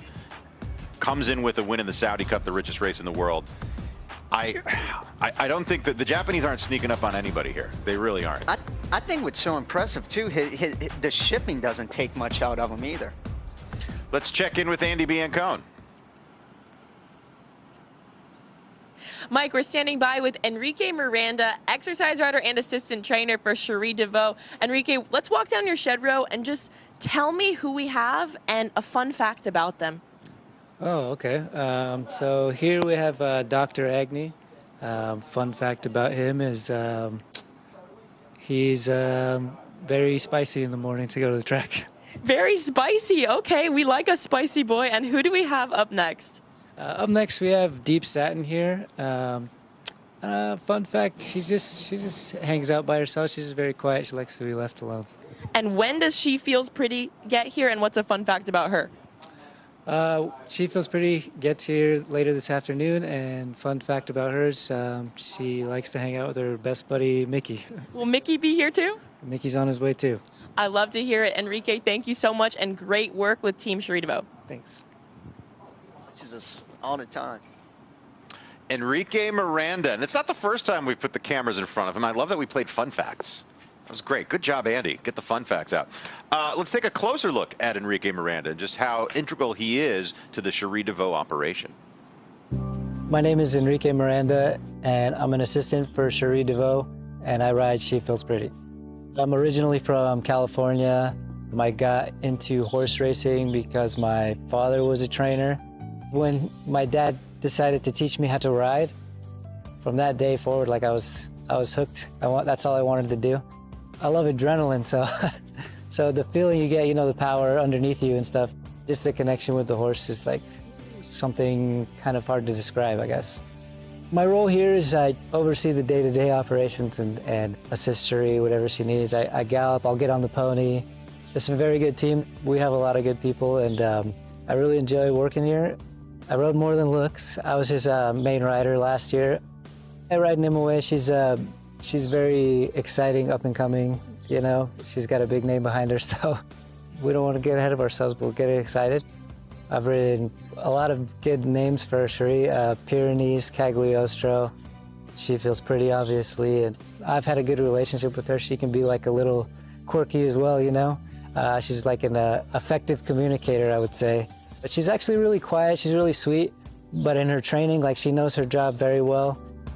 She loves Mickey. You can tell if you move Mickey away from her eye line, she'll let you know that she's not happy with that. But she doesn't need your help really. She wants you to just leave her right there, and she'll do the rest. The EP Taylor being a win in your in race is obviously super exciting. But I thought she was going to win by a mile, but it got a little challenging there, a little tricky at the end there, but she's pulled it off, and I knew she would. The funny thing was that when she left to run at Canada, Mickey wasn't able to go with her, which was the first time they'd been separated. And Mickey seemed more upset about it than she was. I feel like she gets better every day. She can take any steps up. I feel super confident in her, and I always have. Every time we go take her over to the race, I feel all the confidence in the world in her. It's just an honor, really, to be around such nice horses and with, you know, such talented horses. It's like a dream come true, you know. Like, 1 is plenty, and 2 is just like too good. My dad, he always tells me he's very proud of me, and I know he watches all the races that we're in and stuff, and it makes me feel good to hear that. What I love about what I do is just working with the horses day in and day out there. I mean, they're so special to me.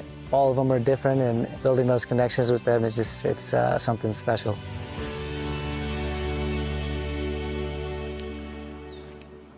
There's no trainer in the game that's hotter than Cherie DeVaux is right now, and what she's done since going out on her own over the last several years, and how quickly she has climbed to the Grade 1 ranks and then winning a Breeders' Cup race with More Than Looks last year. He's a huge part of it, but you get to see the team and how giant these operations are and how important each person is. No, it really is. Especially, I know that a lot of the trainers get all the accolades and stuff, but they'll be the first to tell you they're exercise boys, grooms, hot walkers. I mean, they're kind of the glue that keeps everything together, because without them, trainers, especially with a big operation like that, can't operate. You can, and exercise riders are the key, because, I mean, they control what happens on the track. I mean, you can't control it. It's like your players as a coach. You know, you can only do so much. It's up to them. You don't know what Cherie DeVaux's barn is like without Enrique Miranda. Just like we don't know if Bill Mott ever makes the Hall of Fame without Simon Bray. Wow, that's a touche, Mike. Nah. Kidding. Let's get out to Chancellor McPatrick right now, who's on the track, going in the dirt mile. One of the many Chad Brown runners. This horse, he had some highlights through his career. He was very precocious at age 2. We thought he was going to be one of the top horses on the Derby Trail, but he's really turned into more of a 7-furlong miler type. Yeah, it definitely seems like one turn is a lot better for him. The Breeders' Cup Dirt Mile is going to be 2 turns this year. One going a mile and an 1/8 at Saratoga, 2 back in the curling, but started his career off, like you said, Mike, in really good fashion. Was 3 for 3, winning the Hopeful and the Grade 1 Champagne, and then was 2-1 in the Breeders' Cup Juvenile here last year, finishing 6th. There's a look at him out on the racetrack. This is live, so this is Chancellor McPatrick getting his first feel for the Del Mar surface since last year's Breeders' Cup Juvenile, where he finished 6th as the 2-1 second choice. Yeah, I mean, he was a good early 2-year-old, and then he kind of lost his way trying to find his form. I mean, he won the restricted curling back in July. That was at a mile and 1/8, but he's probably got to improve a little bit. I thought his race in the Alan Jerkins showed some improvement. That was one of his better races since his win in the Champagne. So 1 turn, I think, probably is better for him, but you can't do that here. So this is the race he's elected to go in. He seems like a horse too, Simon. I think it's a lot better with a lot of pace to run at too. Yes, yeah, he needs pace to close into, and the pace is going to be fast in that race. And post position going to be key. We keep talking about it. Post position draw today, right? Monday, yeah. Post position is going to be key for this race. Yeah, it's not that I didn't know what day the post position draw was. I just didn't know what today is. Yeah, I have no clue. Hi, it's Monday. Looks like you got a case of Mondays. Who's behind us? We got another one walking over our shoulder here. We'll see it here in just a second. I can't read the saddle I'm sure towel. Forever Young's coming. Yeah, oh yeah. Yeah, Forever Young will be here in a minute. Who's this? This is... Morning. Oh, it's Argine again. Yeah, Argine for the mile. We see Argine every day. Yep. As much of our friend as Forever Young is right now. We've got more action on this set from Forever Young and Bill Mott over the last 2 days than Joe Talmo, really. Let's get to Joaquin Jaime. What do you got, Joaquin?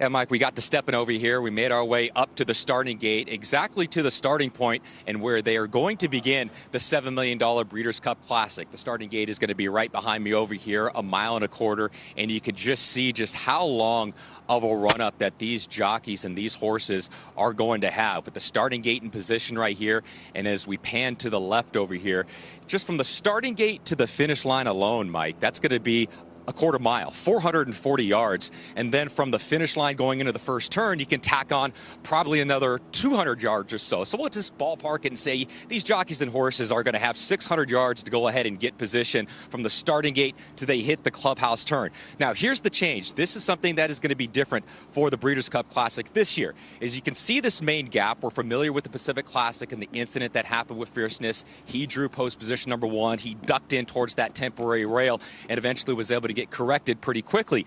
But you can just see how big of a gap that they need to cover with the temporary rail from this spot right here all the way to the main rail up there on the main track.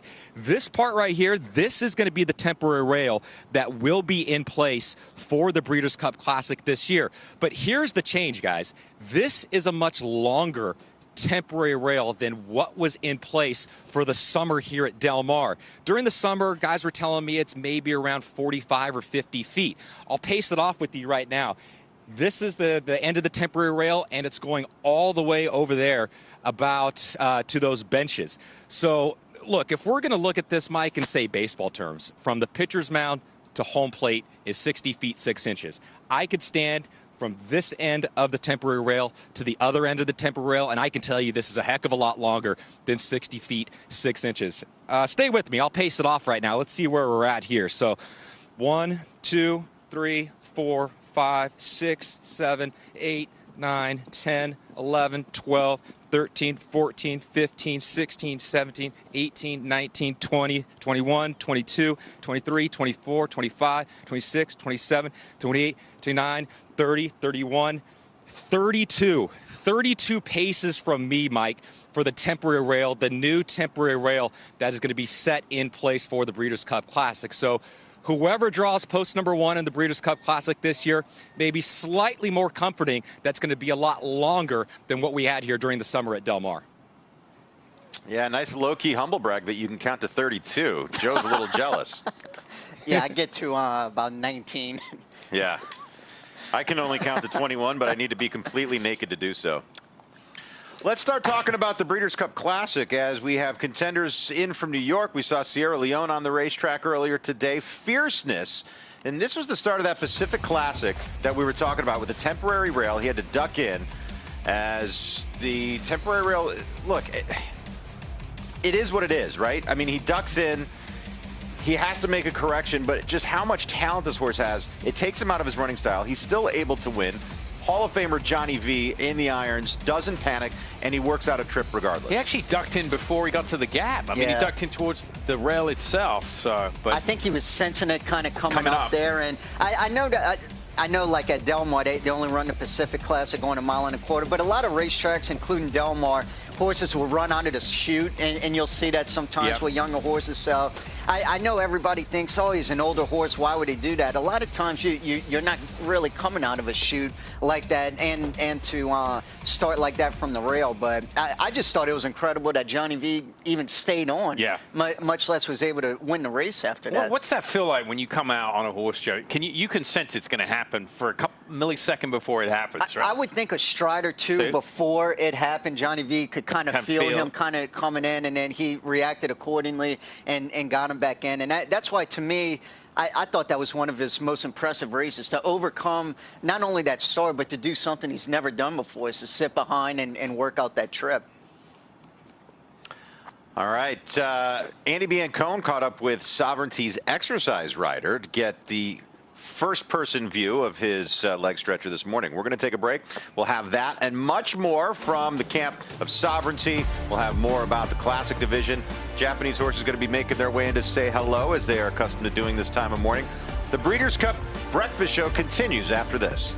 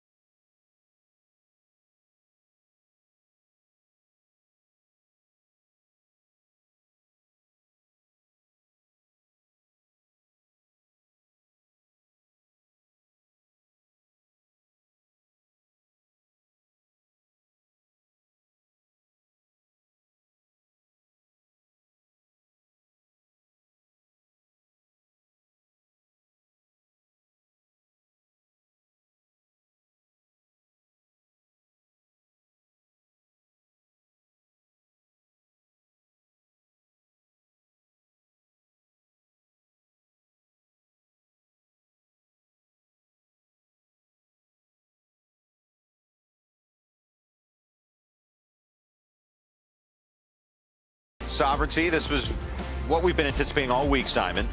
And of course, he looked his usual professional self. Yeah, you saw the time scale on the bottom. 52, 53 would be slow. 46 on the fast side. Bill Mott wanted him to go in 49, and exercise rider, former jockey Neil Pozansky absolutely nailed it. 49 and 4, right on the money. So hats off to him. And this is what we were saying about how it underscores the employees in the barn. I mean, you know, if this is messed up this close to the race, that's a big problem, and he just executed it perfectly. Yeah, I mean, they were only 5 days out from the race. You could definitely go way too fast and have his race there. So they weren't looking for anything too intense, just a nice little modest half-mile work. And you said it, Simon, it hit it right on the nail on the head. 49 and 4. Look, absolutely perfect, just cruising out there.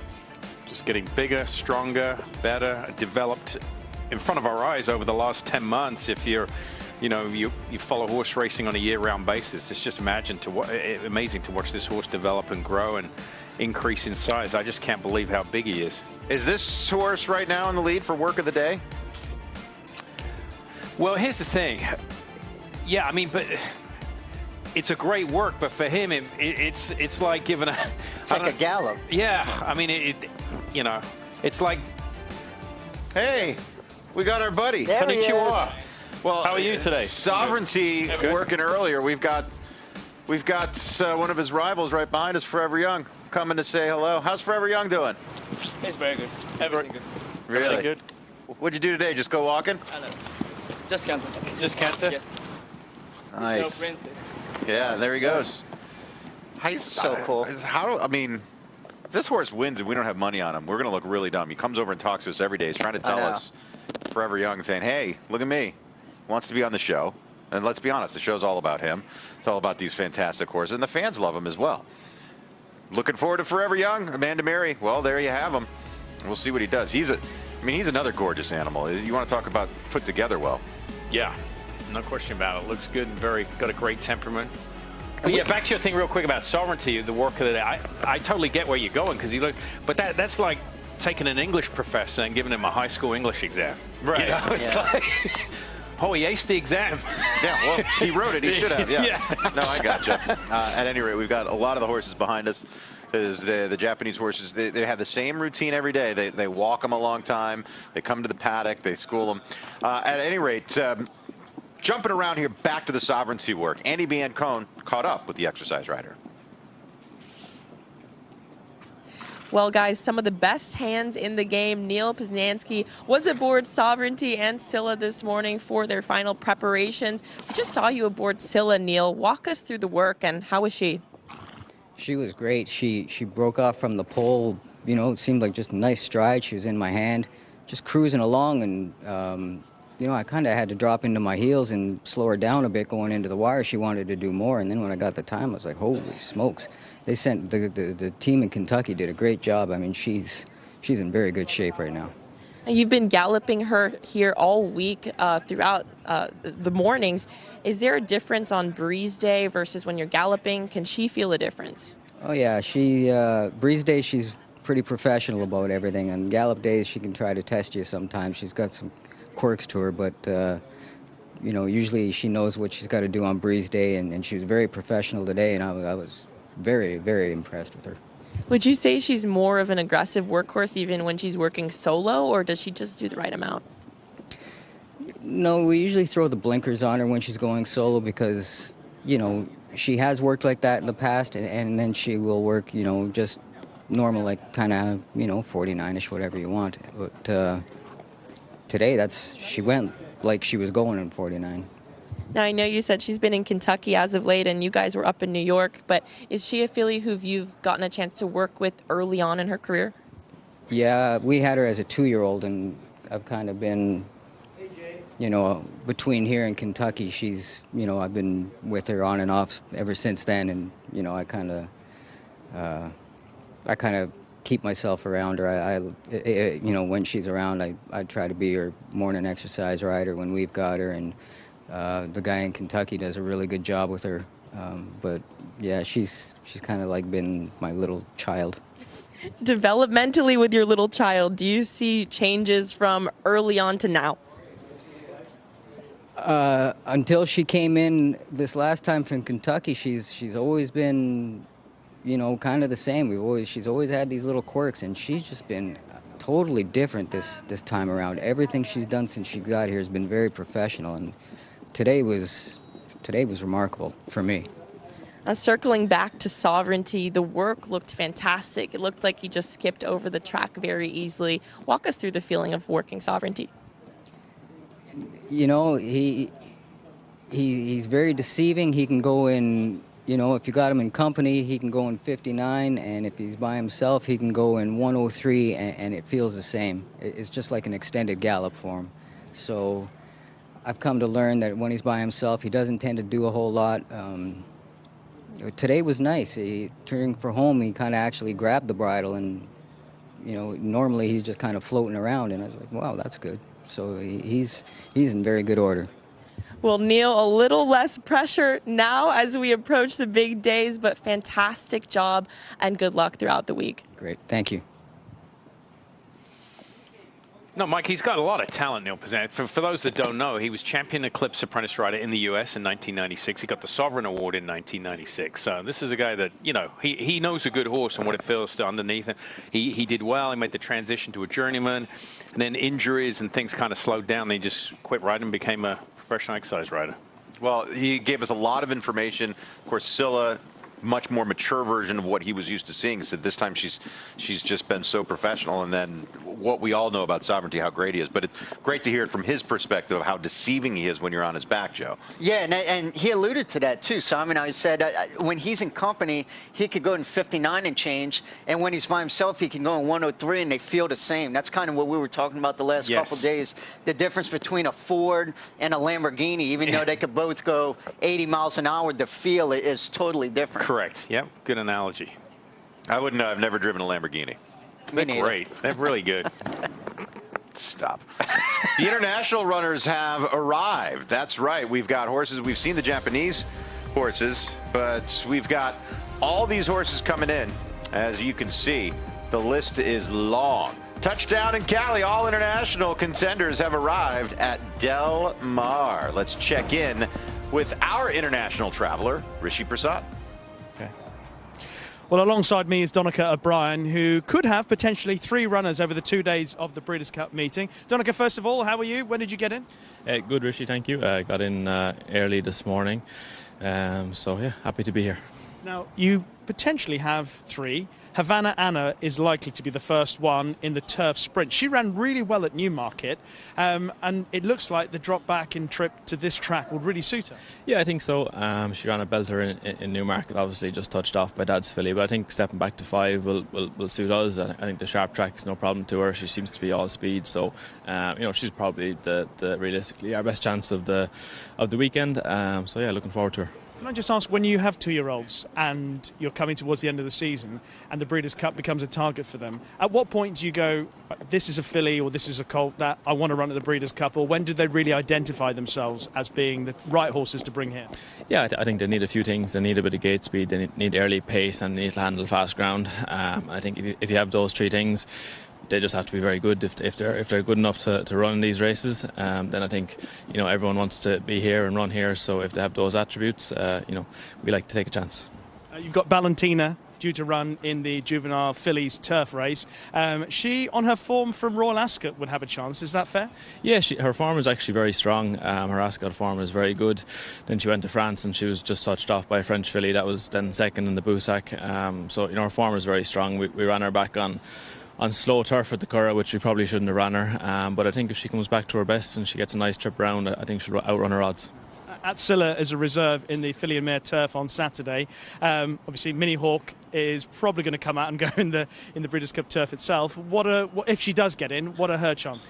Yeah, she's going up in trip by 3 furlongs, so it's kind of a little bit of a gamble. But you know, it's in her pedigree to stay further than we've only been running over a mile. Her form it's been, you know, pretty strong. She was third in the matron, is very good form. So you know, if we get out a bit of improvement in a turn and track and up and trip, you know, hopefully she'll run a good race.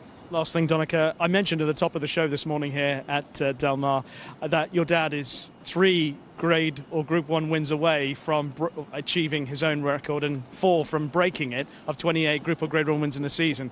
As somebody obviously who's so close to him, but also a competitor and a professional in the sport, what's that like? Yeah, listen, it's so hard to win one Group 1, never mind 28 or whatever the record is. He still has 3 to go, so you know, it's certainly no easy task. But I think looking at the horses that he sent out here, you know, shows that he does have one eye on it. So you know, I think it's an unbelievable achievement to be able to even get close to it. So yeah, it'd be great if he could do it. But you know, 3 Group 1s is a long way to go. You set the bar high for you and Joseph to follow, but you can give it a shot. I'm a good bit away from that now, so we'll see. Always great to catch up. Have a great week. Thanks, Richie. Thank you. Thanks so much. I appreciate it. I mean, the O'Brien family, you know, first it was Aiden, but now, you know, Joseph, Donica's got his own stable as well. The impact they have on the sport is wide, but it's hard not to root for your dad when he's on the cusp of history. But yeah, you want to be the one that stops him from getting it. Sure, yeah. I mean, a family. I mean, they've ridden Breeders' Cup winners and they've trained Breeders' Cup winners. At any rate, thank you, Richie, and we will have a closer look at a bunch of those international horses. Here's Tommy Joe, speaking of a local horse for Todd Pletcher, your winner of the Alcibiades and the Spinaway. Yeah, via DQ last time in the Alcibiades. Percy Barr did win that race, but interfered pretty good down the stretch. She came out about 2 or 3 pads and bumped Tommy Joe, who did finish second, but got put up to the win. Another offspring of Into Mischief. I mean, that's a common theme through this Breeders' Cup. And look, she's going to have to improve, I think. Yeah, I mean, I know she was put up and she was impeded a little bit, but I think most people that watched that race were a little disappointed after what they saw in her first 2 starts, but she kind of regressed a little bit. I think she's going to have to improve. Yeah, her first 2 starts, when she won, she ran an 85 buyer in both of those starts and then finished in second, but being put up to first, ran a 75 buyer. So to your point, Simon, she did regress a little bit. It's never a good sign when the first time they go 2 turns, they run slower than what they're doing at 1 turn. But it was also her first time, so we'll see what she does second time going 2 turns. This is still a very nice performance, even though she lost by 2 3/4 lengths and was put up by DQ. Yeah, I mean, you can see once she was knocked or impeded with, she just knocked to a left lead, and she, you know, she was off stride there. So it made a difference. I mean, who knows? It's so subjective. This is the head-on watch. You're going to see there's some contact, and she bounces right back to a left lead there. Yeah, watch when Luan Machado switches sticks, how forward she comes out there. And to your point, Simon, once she switched leads, it looked like she lost all momentum because she was right on her hip. I really don't know if she was going to go by or not. We will never know, but it did hurt her momentum quite a bit. I'll tell you what, though. I mean, that's as good of a reason for a regression as anything else when you get knocked off stride. Sure. So we don't know if she's going to get better at 2 turns. Her pedigree suggests that she's going to love it as they run down the racetrack. So we'll see what she does. But she is undefeated in 3 starts, even if one of them was by virtue of DQ. The interference certainly cost her. Oh, yeah, it did. And she's such a big filly, too. And one thing of note, too, in that race, that a mile and a 16th at Keeneland, you start and finish at the 16th pole. So when you turn for home, you have a little over an 1/8 of a mile. They call it a short stretch. So it's not like she had, say, at Churchill Downs that happened right at the top of the stretch, and she has a 1/4 mile to get her momentum back. I mean, once that happened, I mean, it's hard for any horse to come back, much less a 2-year-old filly that's only making her 3rd career start. So from an undefeated horse to a totally feated horse, that would be Celebrity Warrior for Todd Pletcher. 0 for 2. Debuted with a 2nd place finish at Saratoga and then was 2nd in a stakes race at Laura in the Salima last time out, as she is pointed for the Juvenile Fillies turf. Here's a look at Celebrity Warrior, this daughter of Saxon Warrior, owned by the Rapoli stable. Yeah, she's had 2 starts. She hasn't won a race yet, so it's kind of rare to see a horse that win a Breeders' Cup race that's still a maiden. But, you know, you can do that with 2-year-olds. She's running a stake. Obviously, she, you know, showed some speed last time out, but yeah, I don't know what to expect from her. She looks a little one-dimensional in that she just kind of, you know, likes to lay close and keep on trucking. Yeah, both of her 2 starts were going 2 turns, a mile and a 16th.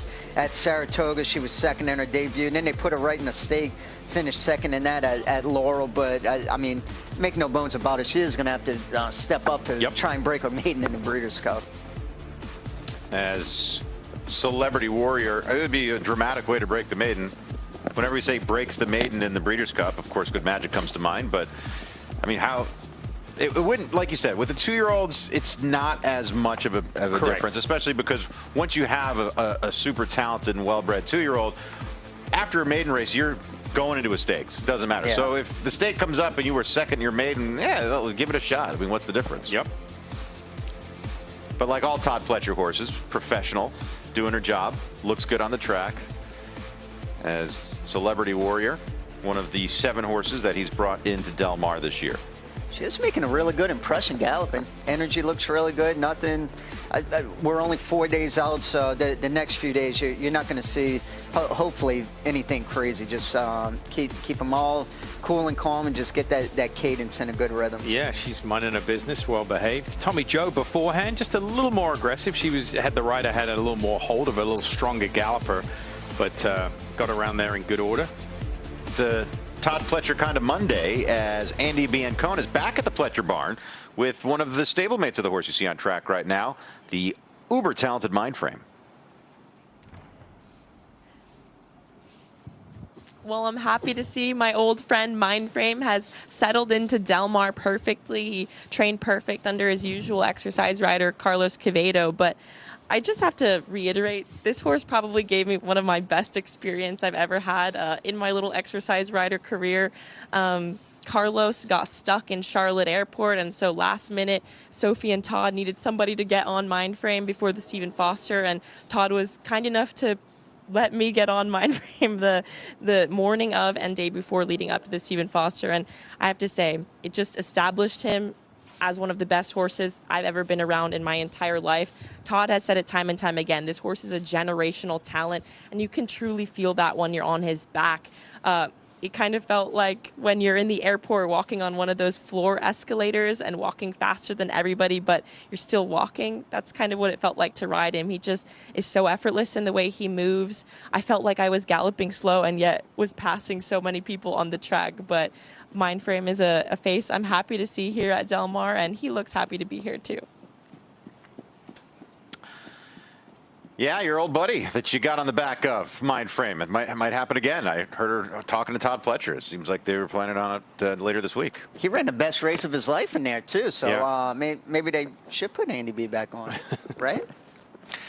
While we have a moment, I want to take this opportunity to talk about a great charitable campaign going on right now. First of all, this is the Champions Give Back campaign, and it's fundraising and awareness for Breeders' Cup charities. Now, the 5 core pillars, thoroughbred aftercare, jockey health and wellness, backstretch industry workers, equine research, and other impactful community initiatives. $1 from every official Breeders' Cup cocktail. The Tory Cup featuring Maker's Mark Bourbon and the Garland, featuring Chopin Vodka, will be donated to Breeders' Cup charity. Fans can also support the Champions Give Back by texting BCWC to 1-855-800-4975. Grab a screenshot of that, or go to breederscup.com/charities. I do want to say Ken Fryrick, part owner of Sandman, has been a philanthropist in horse racing throughout the year. He has given so much. He is matching donations up to $50,000 for your Breeders' Cup charitable donations between now and Breeders' Cup. And there's a long way to go to get to that $50,000. Make your donations count double. Ken Fryrick, we thank you so much. He gave $500,000 to Breeders' Cup charities earlier this fall, and now he's matching donations up to $50,000. Go to breederscup.com/charities for more information and to donate. We are going to take a break. We'll be back with more on The Breakfast Show after this.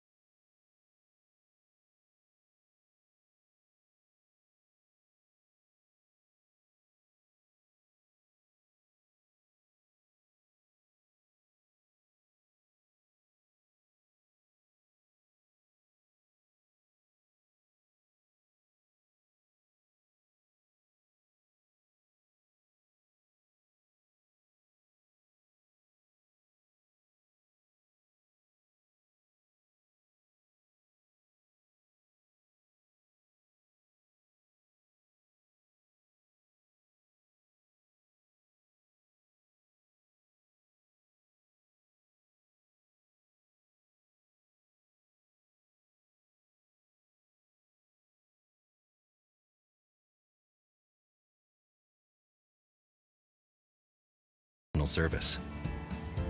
Heightened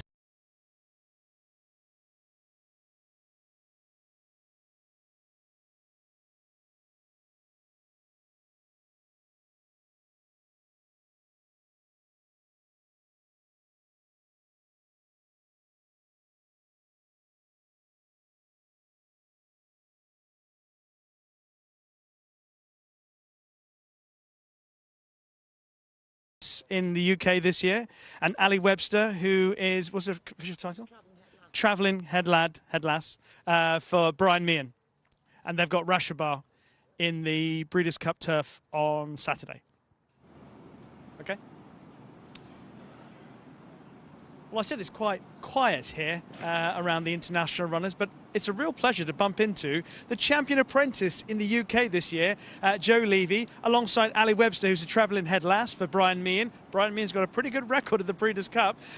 Joe, you're both here with Rashabar, who runs in the Breeders' Cup Turf on Saturday night. Before we talk about Rashabar, can we just talk about you winning the apprentice title this year and what that was like? Crowned on Champions Day. Yes, it was a surreal feeling, really. Obviously, having gone through it last year and got beat up at Catterick, it made it all the better to go to Ascot and to be crowned champion apprentice. So no, it was, you know, a day where a dream came true, and only a week later to be stood here now, it's quite surreal, really.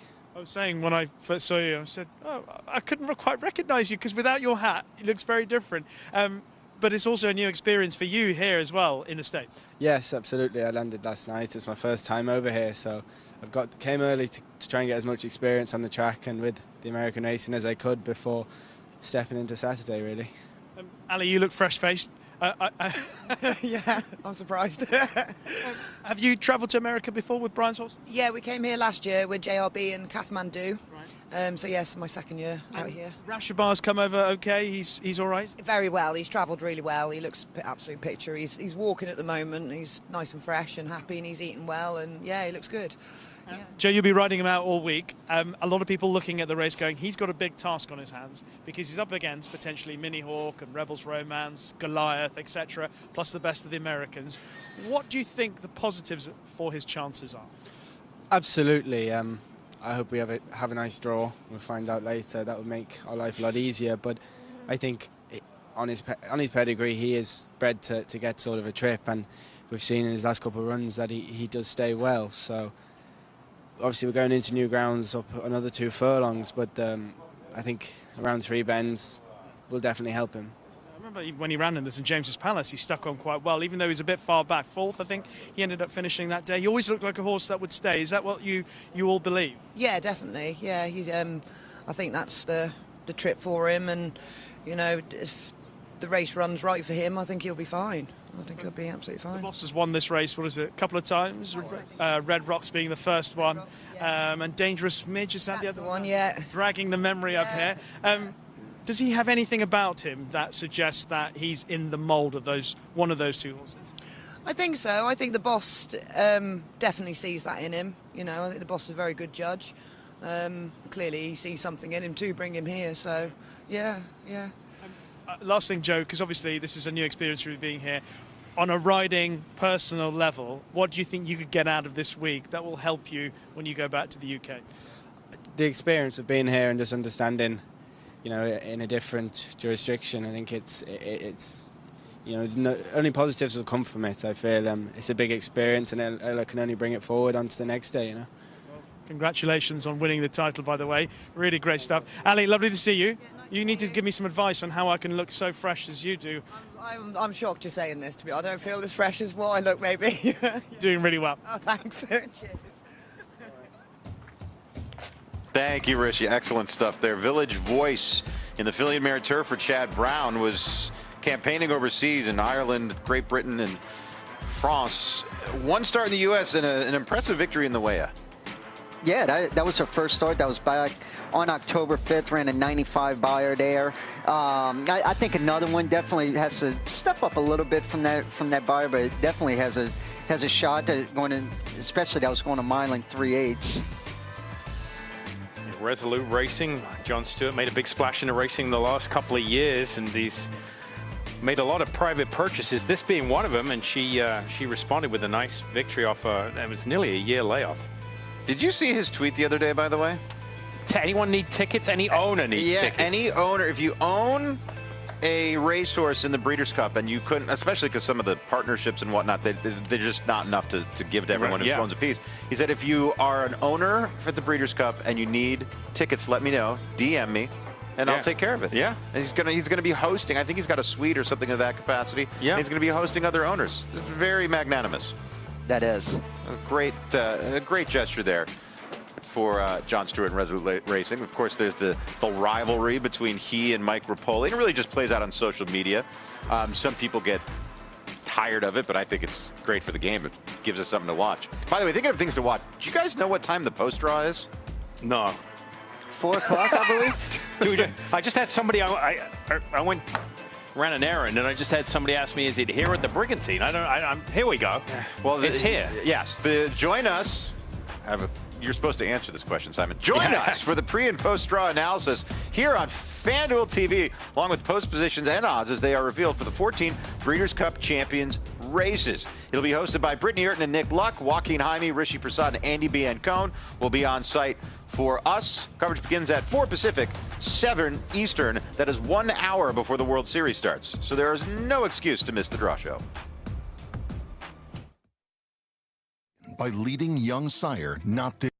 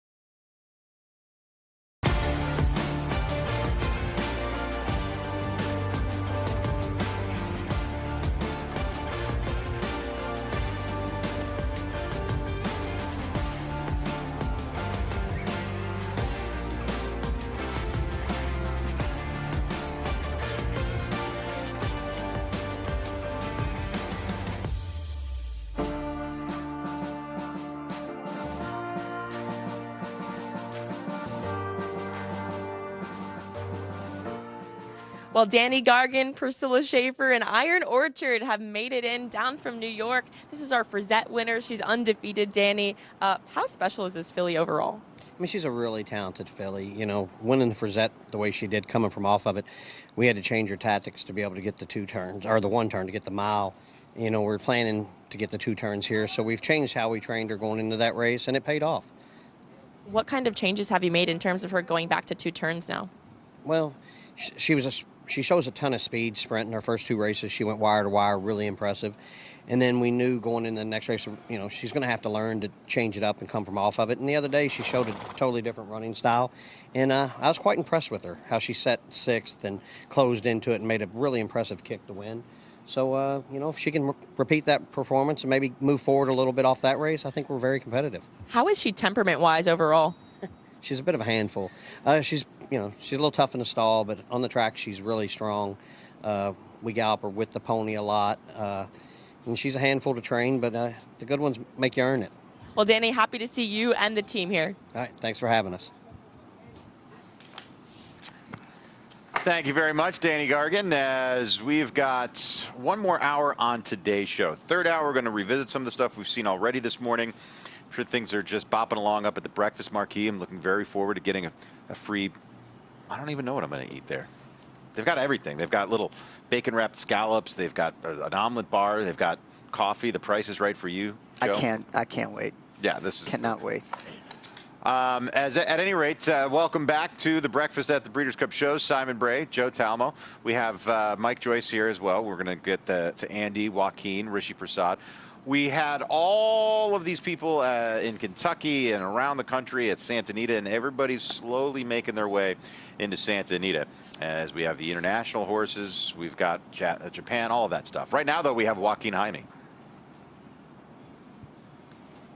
Here with trainer David Van Winkle, who will have his very first Breeders' Cup starter in the Breeders' Cup Sprint. You bring in Matt House, who's on quite the win streak right now.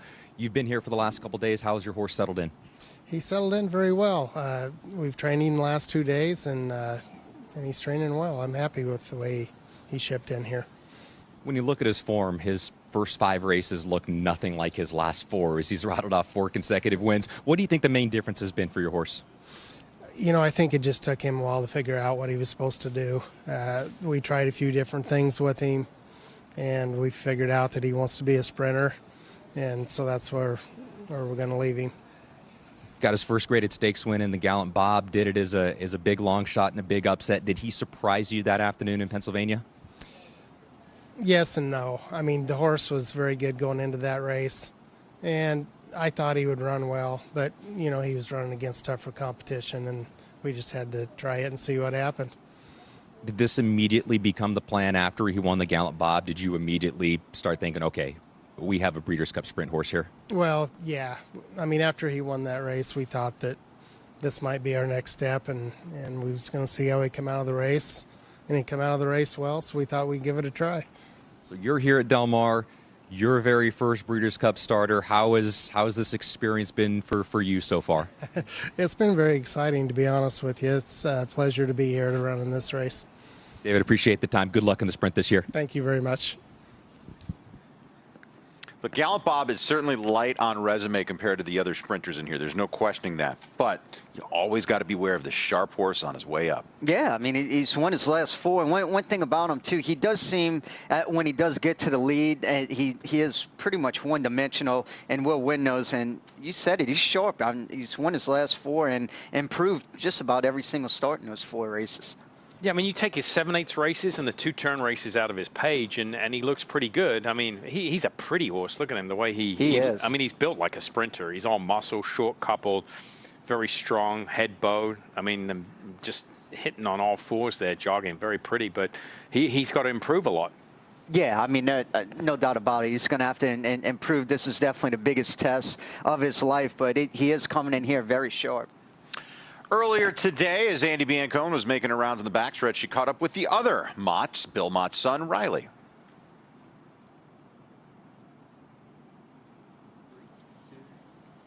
Well, Argos became a Grade 1 winner in the Summer Stakes this summer, and he brings Riley Mott to his very first Breeders' Cup. Riley, tell us about how you're feeling right now. I mean, just alongside your dad in his shed row and having Argos here. Yeah, really cool. Definitely a sentimental week for myself and our barn, and I think my dad as well. And you know, we're happy to be out here. The horse is settled in well, and the horse gives us a lot of confidence going into the weekend. Now, the team's been heating up overall. I mean, congratulations on the win in the Street Sense. Points to the Kentucky Derby for Incredibolt. Yeah, great. I mean, the horse, ever since before he ran earlier this summer, you know, kind of showed his hand that he was a talented horse, and you know, it's been nice to see him put together, you know, a couple good races, and we're excited to be involved. Circling back to Argos, tell us a little bit about him. How is he on the track, and how has his progression from early on in the summer until now been? Yeah, progression-wise, I mean, he's always quite precocious. He worked very good at the 2-year-old sale when, you know, just before they sent him to me, and strung together 3 straight solid races, and just a really easy horse to be around, easy to train. You know, hardly know he's in the barn, but when he gets on the track, he's, you know, into the gallops and his workouts, and he's just been really, really good for us so far. Tell me a little bit about the dynamic about being here with your dad, who has Sovereignty. I noticed Argos following Sovereignty to the track this morning. Yeah, no, it's very cool. You know, been out here a handful of times for my dad while working for him as an assistant, and just to have, you know, some representation for our stable this year is really special. Certainly a family affair here at Mott Racing. Riley's got his wife, kids, dad, everybody's all here. Best of luck this week. I appreciate it. Thank you. So that was Andy Biancone earlier today. I emphasize the earlier today because right now Andy is away from her human friends and with her equine friends as she is on the back of Lenny Lou. Andy, you look great out there. Is she mic'd up and ready to go, or she can just hear us? No, she can't mic up. Okay. Yeah, and she's going to be wearing the jockey cam as Lenny Lou makes her way onto the track for the juvenile turf sprint, trained by Patrick Biancone, her father, but of course she is an integral part of the stable. Get Lenny Lou. She's just going to gallop or jog? Well, if Andy had a microphone, she could tell us what she's going to do. Yeah. At any rate, don't make Andy laugh. Don't make me laugh. She said, don't make me laugh. So we're not going to tell her any jokes, but there's a look right through the years of Lenny Lou. And this is the perspective, Joe, you've had this a million times in your life, but yeah, you can't really talk up the setting of Del Mar any more than this. I mean, you can see the bluff in the background going out to the Pacific Ocean, the palm trees. It's so picturesque. It looks like something out of a movie or a video game. It never gets old, I can tell you that. Never, ever gets old. And I know we talked about it the last couple of days, but a lot of that stuff on the outside rail is very new to these horses. When the races are going on, I believe it's just like a dark green on that outside rail, but now you could see all the advertisements out there, and a lot of horses will see that and kind of look around. That's why it's good to notice if they are kind of seeing anything. But you could see Lenny Lou not bothering her at all. I believe this is her second or third day on the track. Yeah, I think so. I think it's second day on the track, if I'm not mistaken. And she was a little spooky the first day. Andy said she could feel her underneath, and then you can see her ears are up. She's seen this a couple of times. So the track's quiet. I mean, she elects to take them late when the track's quiet. That probably helps as well. And right now she's just kind of in an easy little canter here, Simon, and not doing too much, just out on the track. Yeah, I mean, it's a great story, this filly. I mean, look at her purchase price. We're accustomed to seeing horses $650,000, $1 million. She costs $23,000. She's by a stallion called Leinster. Caitlin Dunn is a good friend, I believe, of Andy Biancone's. The Dunn family that own her are very good friends with the Biancones. They're a big believer in Leinster, the sire, and I know the ownership group wanted this horse when they went through the sale at all costs. They got him, and so far it's turned out to be a win-win. I mean, she's made over $200,000, a 2-time stakes winner, third in the Queen Mary, sorry, a 3-time stakes winner, third in the Queen Mary at Ascot, which was a huge effort. Yeah, third in a grade 2 at Ascot, and she's pretty much 10x that $23,000 purchase price. And now she's just picking up just a little bit there in front of the grandstand as she's making her way toward the finish line. But just really speaks to the talent and the skill of Andy Biancone. I mean, her day job is us at FanDuel TV, but her early morning job is at the barns, working horses. She wasn't just galloping horses for her dad. She was the assistant trainer in that barn. She does a lot of the work of an assistant and of an actual trainer. Yeah, look at Lenny Lou's ears. She has not pinned them back at all. They are literally straight up in the air, just cruising right along. She's just alert looking, yeah. Yeah. I mean, her listeners are up there like 2 antennas there. I mean, they haven't moved. That's a great perspective. What always amazes me about the way jockeys sit in the saddle, and you can see Andy right there, these horses are moving fast, but at a canter, they're so steady on the back. Yeah. Yeah. No, they are. They're just moving fast. You feel like like someone like me who doesn't ride horses, I would think it would be like really jarring to be on the back of a horse, but they've got a good stride. And there's Patrick watching daughter and horse pick it up a little bit down the backstretch here. I was going to say, you could see, so I mean, she started to pick it up a little bit down the backside, which is good. She's definitely going to get a lot out of this gap. And there's Patrick right there. She's riding a little longer. She said because she was looking around, you know, the slower paces, they have a much more opportunities to look and spook at stuff. When you let them go a little quicker, there's much less chance that they're going to do that. So I'm fine with that, letting her finish up the last part of the gallop. All right, let's go to Joaquin, who you see standing by with Patrick Biancone. Joaquin, make sure Patrick knows that his daughter can hear his responses. Yeah, we'll ask Patrick about that here in just a moment. With Andy being aboard Lenny Lou, she just went right by you right now. How'd she look to you? She looked very good. You know, just got up nice and easy, and we bring her here ready. And you know, it's like when you play golf. You know, you come ready for the tournament. You don't try to train just before. Now she's good. She traveled well, recover from everything, and she's in good shape. Yeah. She had an international trip in there as well. 5 lifetime starts, 4 victories. How have you seen her progress through her young career so far? You know, the first part, you know, she was a baby. She had to learn a lot. We learned that she was a good traveler when we started to Kentucky first time out, and she traveled very well to England. We were thinking we was lucky to be in the middle of the field, you know, on that day. But the 2 competition was on the extreme outside, extreme inside, where she don't see them much. But she ran a very big race. She was still a baby. Then my owner want to get her ready for here. Then we decide to pass on everything and just prepare and focus for this race. How's your exercise rider been doing with her? Is your exercise rider doing a good job with this filly? As long as she come back with her, I mean, we're in good shape, you know. Yeah. Take your trainer hat off for me for 1 second and just be a dad. How special is this for you to be working so closely with Andy here and have a Breeders' Cup runner together? Well, you know, the big difference now with Andy is before she was my daughter and now I'm her father, you know, and so she's more known than me, but now it's beautiful, and she tried very hard and she worked very hard. We're a hard-working family, and I'm happy that she's very successful. Patrick, appreciate it. Good luck with Lenny Lou this year in the Breeders' Cup. Thank you so much. And Lenny Lou's already taken them around the world. She took them to Royal Ascot earlier in the summer as well. That's a great line. So long as she comes back with the horse, it's all good.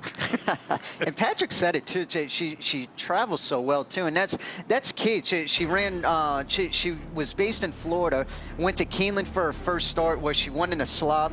Back to Gulfstream, then to Ascot, then back to Florida, then all the way out here, and has handled it great so far. Yeah, that's huge, especially for a young horse, that she can handle that travel, and especially for a filly as well, that she can still maintain her weight and keep her head in the feed tub. I'm pretty sure she's got status on Spirit Airlines. Let's take a closer look at her trip overseas when Lenny Lou and Andy went to Royal Ascot. For a week in June, the sporting world casts its eye on horse racing's greatest stage. This is Royal Ascot. We are going to get to the first race of day 2 of the Royal Ascot meeting. For the 2-year-old fillies, it's the Group 2 Queen Mary, and we do have a U.S. rep there in Lenny Lou for our own Andy Biancone and her dad, Patrick. Lenny Lou, I think, is not an obvious winner, but Patrick Biancone thinks differently. He thinks she will win. It's a tough spot with True Love in the race for Aiden O'Brien. As Lenny Lou gets ready for her run in the Queen Mary, how much fun have you had being here at Ascot? I mean, Lenny Lou is just an incredible filly. She's impressed me every step of the way coming here, especially to come here and share it with my family has been really special. What happened here with this left foot? We had our final little gallop yesterday, and when we pulled up, her company horse pulled up next to her, and there was a massive truck that rolled by, and Lenny Lou was fine, but the pony spooked. He bucked straight over his head and hit me in the foot. As of right now, we're crutching it. They head down towards the last quarter mile. They're coming from all across the track here. All the way to the right. That's where True Love comes from. Post number 25. Here now is True Love in the blue and orange nearest to us, coming to join Zelena. Ryan Moore never wanted to have her too far off the speed. And she just keeps coming with that steady running right here. It is True Love and Ryan Moore who win the Queen Mary. Aiden O'Brien has never won this race until now. That's crazy. That is True Love. Breaks her maiden first career victory. Comes in the Group 2 Queen Mary. Lenny Lou has got third. I was going a little bit crazy, deep stretch. I can't imagine what Andy was doing. Those crutches were probably flying. Oh!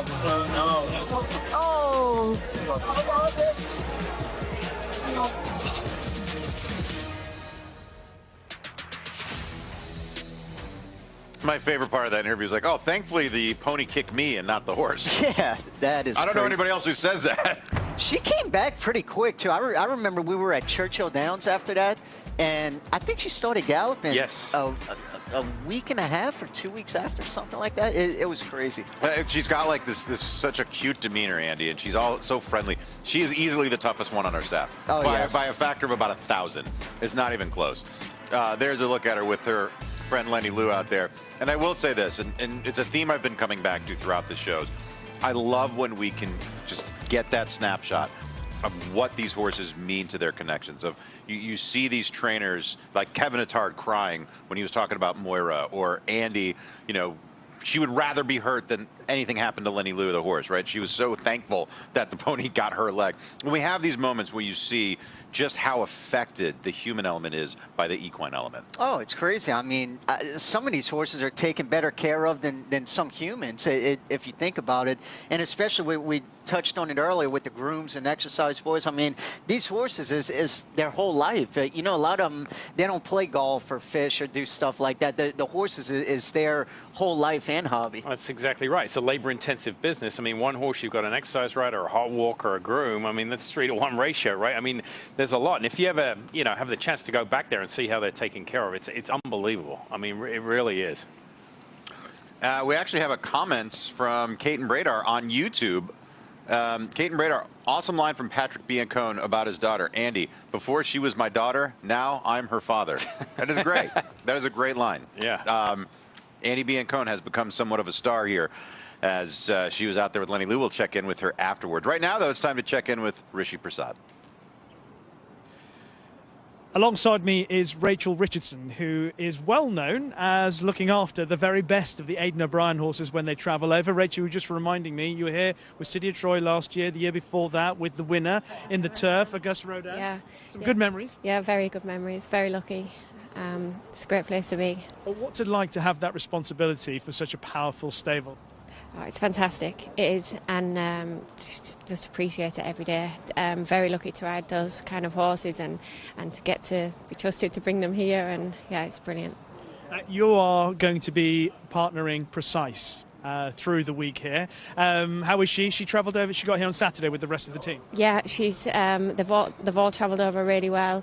We're still in quarantine at the moment, but they're all leading out very fresh. So yeah, really happy with them. You were just telling me a moment ago you ride her in her work at home. Her progression this season has been extraordinary. When she went to Goodwood, she wasn't really that well fancied up against a Sir Mark Prescott horse that everyone thought was going to win. She blitzed her that day, and ever since then, it's been incredible.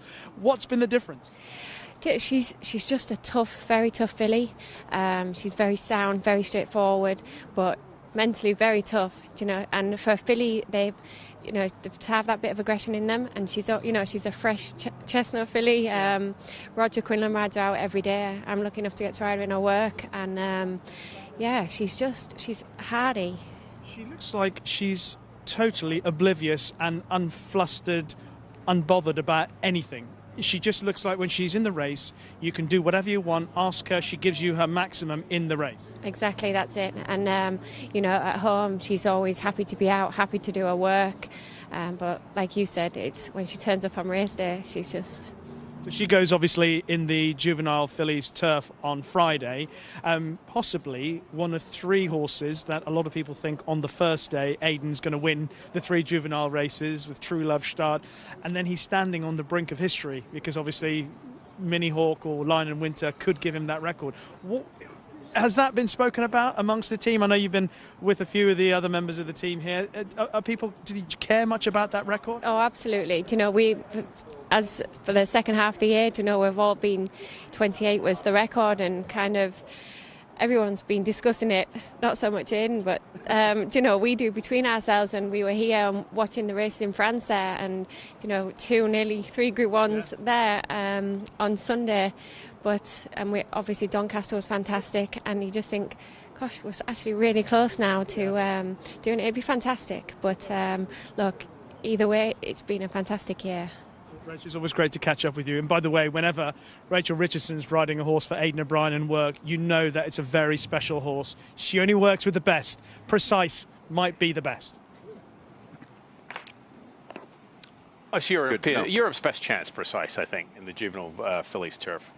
I wouldn't quibble with that assessment at all. Thank you very much, Rishi, and that's why Rishi's here, because he can get inside all the barns from Great Britain and Ireland and the like, and just fantastic information there. Great interview. All right, we have got a look back at the Classic division. The Challenge Series to get here has been a story of its own. Let's take a look at these races from the Dirt Dozen that got these horses to where we are today.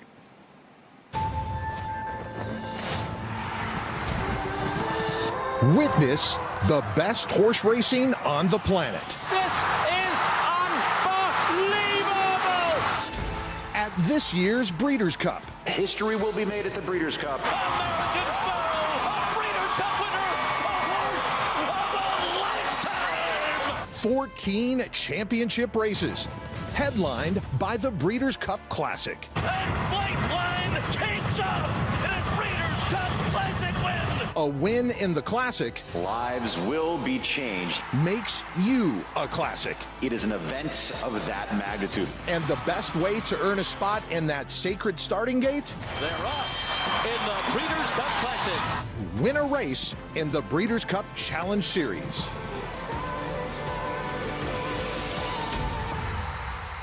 The richest race in the world, the Saudi Cup. And Forever Young has done absolutely nothing wrong in his career. I think the wide draw from the outside post is going to help him. Forever Young, Romantic Warrior sweeps up on the outside. Forever Young never goes to the front. Off the turn, you think, not going to have that same kick? No. I was believing he still come back to, pass the Romantic Warrior. Forever Young kicks into gear. Forever Young is trying to close, and he's beginning to do so. Romantic Warrior from the outside. Forever Young has got to within 3 parts of a length. Romantic Warrior, Forever Young, a race for the ages, and Forever Young rounds off a terrific night. What a horse race.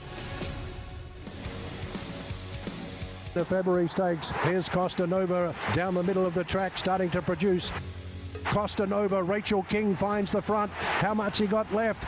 Costa Nova stretches. They're coming and coming hard, but Costa Nova's in front with 150 metres to run. Will this be Rachel King's first Japanese Group 1 in front? Late on the seam, Sunrise to Pangu late. Well done, Rachel. Costa Nova takes out the Group 1. This is a win and you're in for the Breeders' Cup Classic. It's time for the Dubai World Cup. How about Hit Show catching Mixto? And it is Mixto who goes up to challenge Walk of Stars. Hit Show has found another gear in the home straight. He's had to switch in, switch out, switch back in again. He hasn't even had the clearest of runs and he still manages to get up. What point of the race did you think I'm going to win the World Cup? 100 meters, sir. Hit Show out when it's all too late. Look at Hit Show right over the top. Hit Show for Florence Giroux and Brad Cox in the Dubai World Cup. What a finishing effort from Hit Show.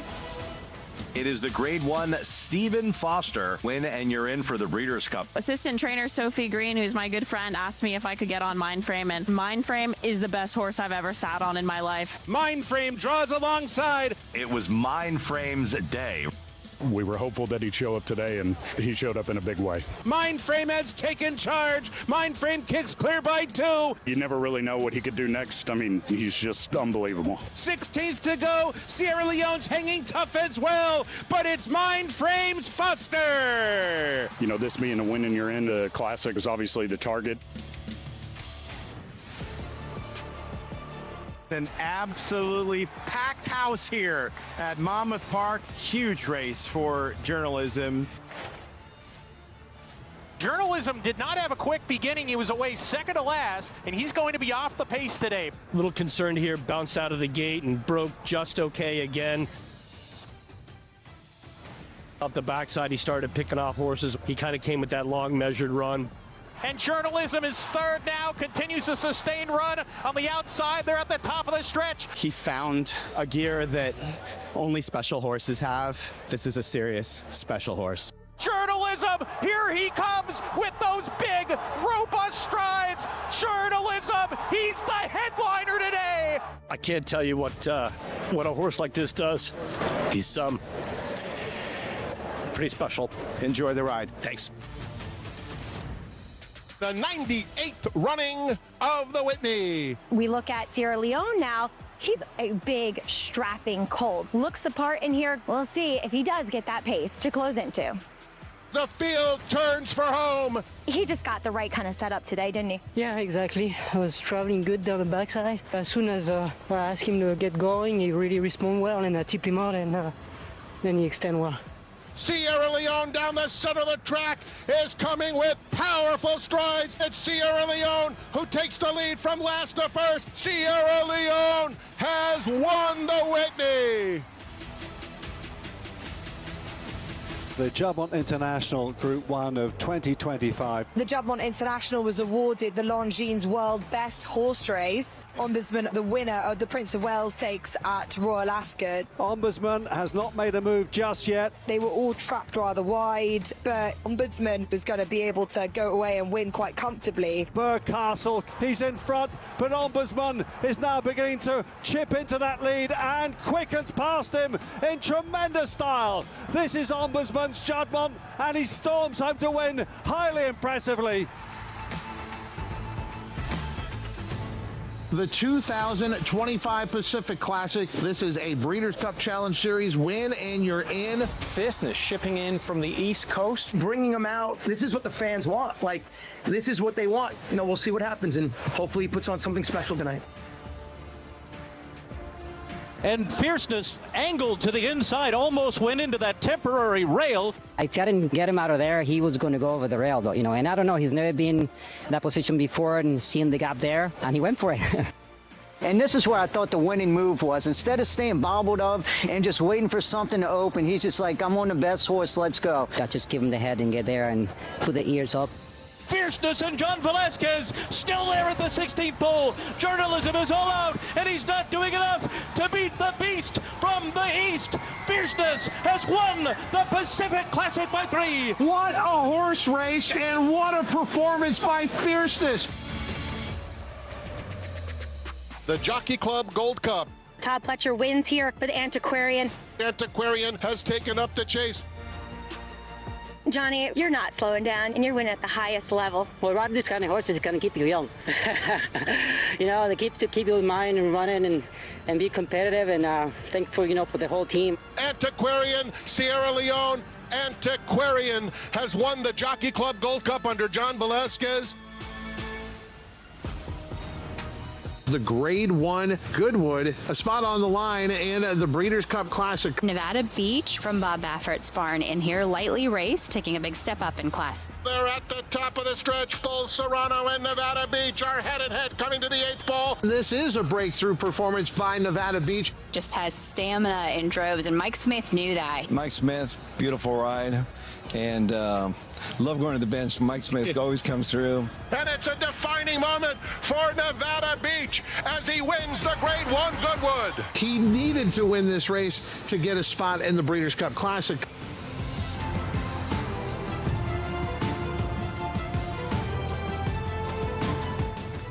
When you put all those races back to back like that, really whets the appetite for the main event coming up this weekend, and it gives you an idea of just how stacked this Breeders' Cup Classic is going to be. It's breakfast at the Breeders' Cup for everyone. Some mallards there getting a bite to eat. No mallards allowed in the marquee, just us folk. Breakfast at the Breeders' Cup presented by Windstar Farm and Fasig Tipton. We would not be here without them. Joe, that's your free food. I'll have someone stand in line as a placeholder for you. We'll be back right after this. Off into Perryville. All alone as he turns for home. Nashville under no stress whatsoever. What's it going to take to win the Breeders' Cup Sprint, and could this horse have toyed with a group in the Breeders' Cup Sprint? I'm going to say yes. This was sensational. 107.89. Track record.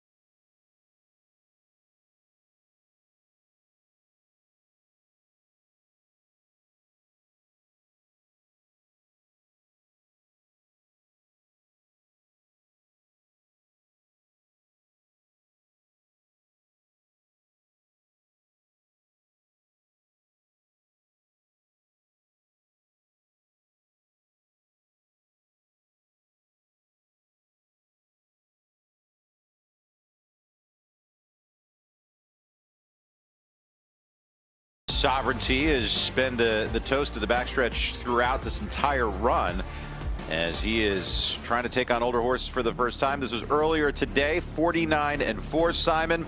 We can't see it enough, just because it's mundane in its brilliance. He's such a professional, and no one's going to look or work as well as he does. Works so nice, we're going to watch it twice. It's actually 3 times. Yeah, it is 3. It might be 4 by the end of the day. Which I'm fine with. I don't think we can talk about him enough. No, exactly. I mean, like I said, if you're just watching this for the first time, tuning in, Sovereignty, one of the top choices for the Classic. Final work before the race on Saturday, and this is just, you know, a work that's right in the middle of that sweet spot for the time for a half mile, Joe, and he does it with ease, as he should. I mean, this should be absolutely straightforward for him. Yeah, we're only 5 days out from the Breeders' Cup Classic. This isn't a flashy, fast work 47 flat. This is exactly what Bill Mott wanted. 49 and change, something nice and modest, not a huge gallop out, just kind of a leg stretcher, and just an absolute picture right here. You could see him just so well balanced, galloped out, and I don't think we can talk about it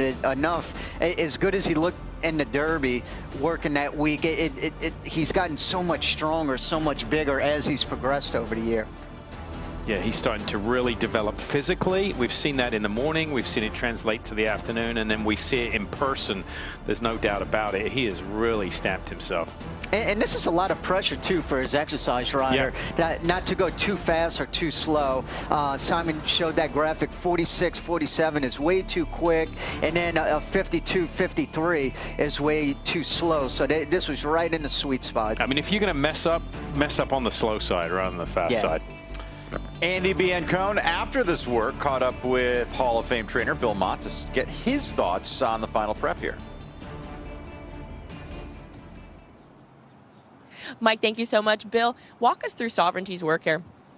Well, you'd have to gallop through it, I suppose. But he was good. You know, we warmed up the wrong way. We cantered the wrong way, and planned on going a half a mile. And you know, I'd talked to Neil before the work, and you know, we were discussing what kind of work we wanted, and I said, you know, I suppose something similar to a 49, and he was 49 and change. He went off nice and smoothly, and I just finished watching the video, and it looked like he never moved his hands. It looked like he was just sitting still. His hands were in front of the saddle, and the horse was just cruising along very nicely. I was pleased the way he was getting over the track and the way he looked, and I was on the pony on the backside when he came back around, and you know, he caught his breath right away, and by the time, you know, we were walking back to the gap, he was, you know, it was almost like he had been out for a gallop.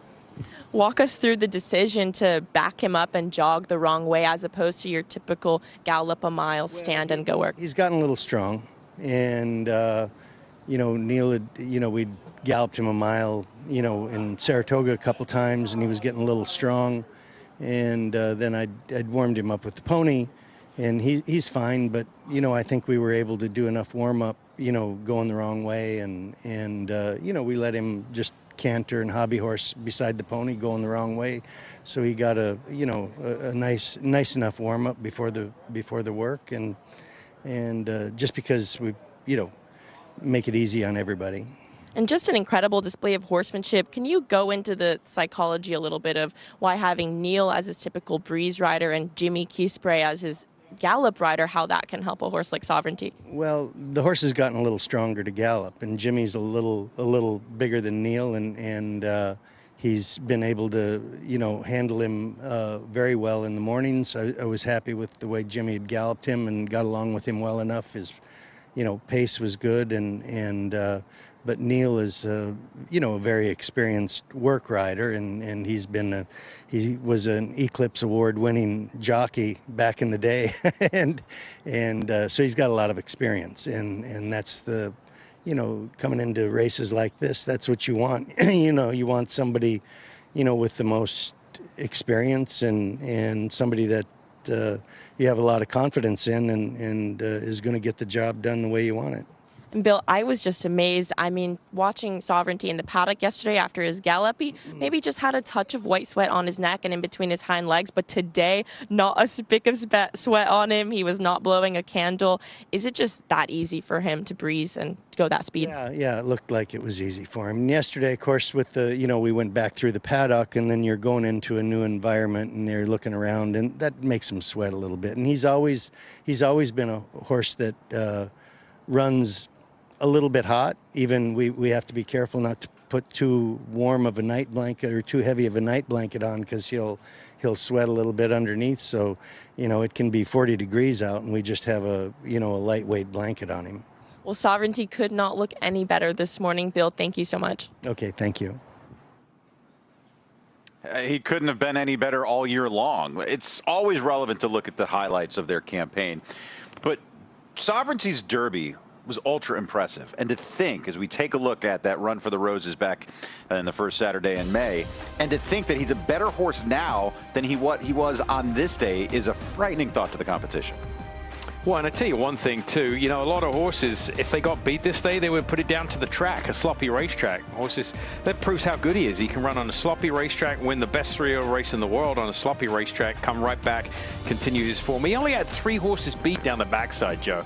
I mean, that's a tough trip to navigate through a field of 20. And talking about a sloppy track, this was his first time ever running on it. All of his previous races were on a fast track, so I don't think anybody knew how he would handle it, but boy, he really did handle it nice. And to Mike's point, to think that as good as he ran there, he's just as good now, especially with that 115 buyer in the Travers. And skipping the Preakness, we've touched on that. I think that takes more gumption to do that than maybe to run. I think 99.9% of trainers would have run him in the Preakness. We obviously have an opinion of what the result would have been, but I think it set him up well for the second half of the year. Bill's always going to do the right thing by the horse. And Godolphin, let's talk about them. Dramatic transition the last several years. They used to go to the yearling sale, Keeneland bite top lot after top lot after top lot. They still buy high price yearlings, but those numbers have reduced. They switched to a homegrown breeding program, and all these runners now, they're all, you see, bred by Godolphin, bred by Godolphin. They've focused on buying more top quality mares to add to the group that they already have, and the results are showing. You want to see a brilliant performance, look no further than the most recent one for Sovereignty in the Travers and what he did this day. Oh, yeah. As we take a look, you can all look down at the form and see he won by 10. I think it underscores something we've been saying about Sovereignty all year. At 1 1/8, he's better than everybody else. But at 1 1/4, they can't touch him. I mean, look at where he is at the 8th pole versus where he is at the finish. He's about 3 lengths in front of the 8th pole. He's 100 lengths in front when they cross the wire. He's 3 for 3 going 1 1/4. Yep. And don't get me wrong. This was great in so many aspects. This was the weakest race he's running all year long. And he demolishes the competition. Sometimes, you're running against a lighter field and you only win by 2:11. He crushed the competition. It was an easy race. From a management standpoint, that's exactly what you want, right? You want an easy prep coming into the Breeders' Cup. He didn't empty out there. He's had 6 weeks, and that's why he looks like he does today. Well, look at all the horses that he's beat. Every horse that he's beat in his last 4 starts on that run has come back to win a big race out of it, okay? You had Baeza come out, win the Pennsylvania Derby. He beats Journalism in the Derby. Journalism wins the Preakness. He beats Journalism in the Belmont. Journalism wins the Haskell. It doesn't matter who he's running against. He beats them all. And so, yeah, the Travers wasn't as tough of a race as it could have been compared to those last 3. Right. But he dusted them. And what you keep talking about, Joe, is the visual of the rider just easing up under the wire, and he puts up a number like that. If he had to ask him and send them all out, there's no telling how fast he would have gone in those final 3/16. He probably would have put up a buyer in the 120s, a -4, -5 on the third graph sheet, something just ridiculous. And that's what's so impressive, too. He's a horse that he obviously loves a target to go after one, but he's a horse that I think when he gets in front, it kind of waits and saves himself in a good way. So no telling. I know you've been saying it all week. The sky's the limit, which is a scary part. Yeah, I think he, if there's a horse that's better than him in front of him, he wants to come and run him down, and I think he will. Well, he's going to have to contend with Fierceness, whose rider John Velasquez is in the Hall of Fame, as we check in once again with Joaquin Jaime. Yeah, Mike, just like yesterday when we looked at the book of rides for Flavien Prat, and we also looked at the riders that make up the top 5 in earnings this year, Flavien Prat and John Velazquez, they are both on that list. Number 1 right now, they're so close that these are going to flip-flop all the way up into the end of the year in December. But number 1 on the list now is going to be jockey Irad Ortiz, $32.3 million. He's got 20 wins. Prat, his brother Jose, is in 3rd. Luis Saez, John Velazquez, he's in 5th. And as I mentioned yesterday, you got to give some credit to the 3 names that you see right here: Steve Rushing, Bad Prebgram, and Kieran McLaughlin, who is a 3-time Breeders' Cup winner as a trainer. Those 3 gentlemen having a heck of a year, representing the top 5 riders amongst earning this year among jockeys. So John Velazquez, 21 Breeders' Cup wins for him. I spoke to his agent, Kieran McLaughlin, yesterday. These are the confirmed mounts that Kieran told me that Johnny V has this year in the Breeders' Cup. As we look at them right here, first off, you're going to see that there's no call in the Breeders' Cup turf and no call in the dirt mile. So if you want to get John Velazquez, call Kieran McLaughlin. He is open for those races. Schwarzenegger, Johnny V is going to ride in the turf sprint. Tommy Joe in the juvenile fillies. Ted Noffey, of course, going to be the favorite in the FanDuel Breeders' Cup Juvenile. They're still deciding in the juvenile turf between Proton or Outfielder. They are figuring that out as we speak. Praying in the Filly Mayor Sprint, AG Bullet, who won with Luis Saez, who Kieran also represents last race, goes back to Johnny V in the turf sprint this year. He'll try to repeat with Straight No Chaser in the sprint. He has Darth Vader in the distaff. Of course, the big one, the runner-up in the Classic last year, is going to be Fierceness. He'll be aboard in the Classic this year. Umberto Rispoli, he went to Johannes in the FanDuel Breeders' Cup Mile, so that opens the mount up on Formidable Man, who is undefeated on the turf course here at Del Mar. And then She Feels Pretty is going to be his mount in the Philly and Mayor turf. So, Mike, that is his book of rides. John Velazquez, he has 21 Breeders' Cup victories. That is second all-time, only to his good friend, and that is going to be Hall of Famer Mike Smith with 27 Breeders' Cup victories. But, Mike, when you look at the rides that he has lined up this year, I mean, just a quick glance here. I mean, Ted Noffey in the juvenile, AG Bullet in the turf sprint, Straight No Chaser in the sprint, even Darth Vader in the distaff, Fierceness, Formidable Man, She Feels Pretty. I mean, I don't think it would surprise anybody, Mike, if Johnny V walks away with 3 or 4 Breeders' Cup wins this year. I think it's interesting he could win both sprints, the turf sprint and the sprint, with Silver Bullet and Straight No Chaser. He won the sprint last year. I also get the feeling that Mike Smith's watching that count from John Velazquez. And I don't think it's impossible for Mike to hold off Irad Ortiz because he's so early in his career. But I get the feeling Mike's going to always want to be at least 1 win in front of Johnny V, don't you? Oh, absolutely. I mean, even at Mike's age, he's still on top of his game. And Bob Baffert had a really good quote when we saw that earlier after he won the Goodwin on Nevada Beach. He said he's the best guy off the bench.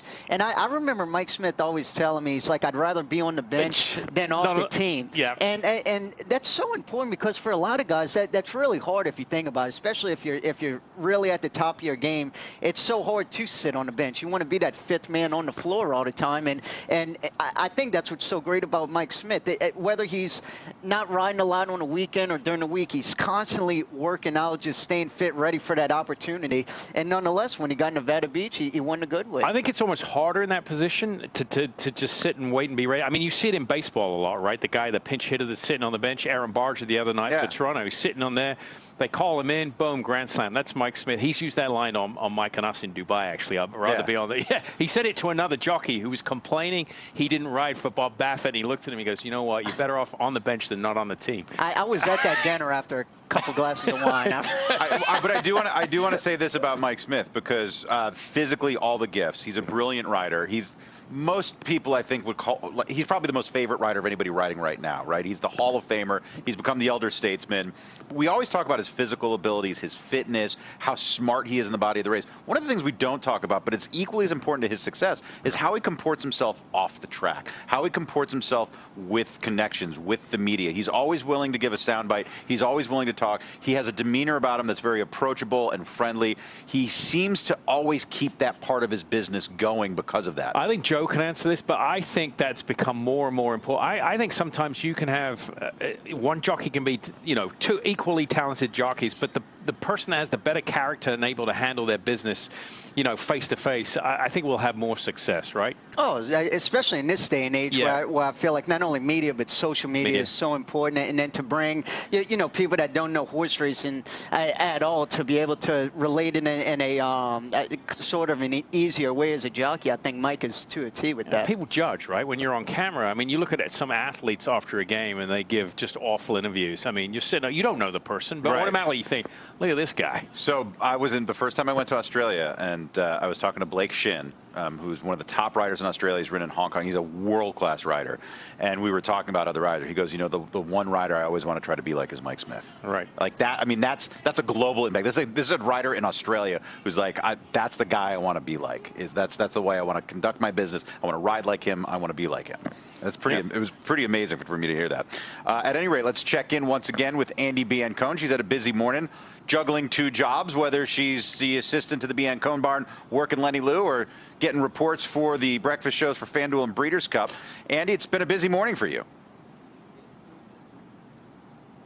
Well, Mystic Dan trained beautifully this morning at Del Mar.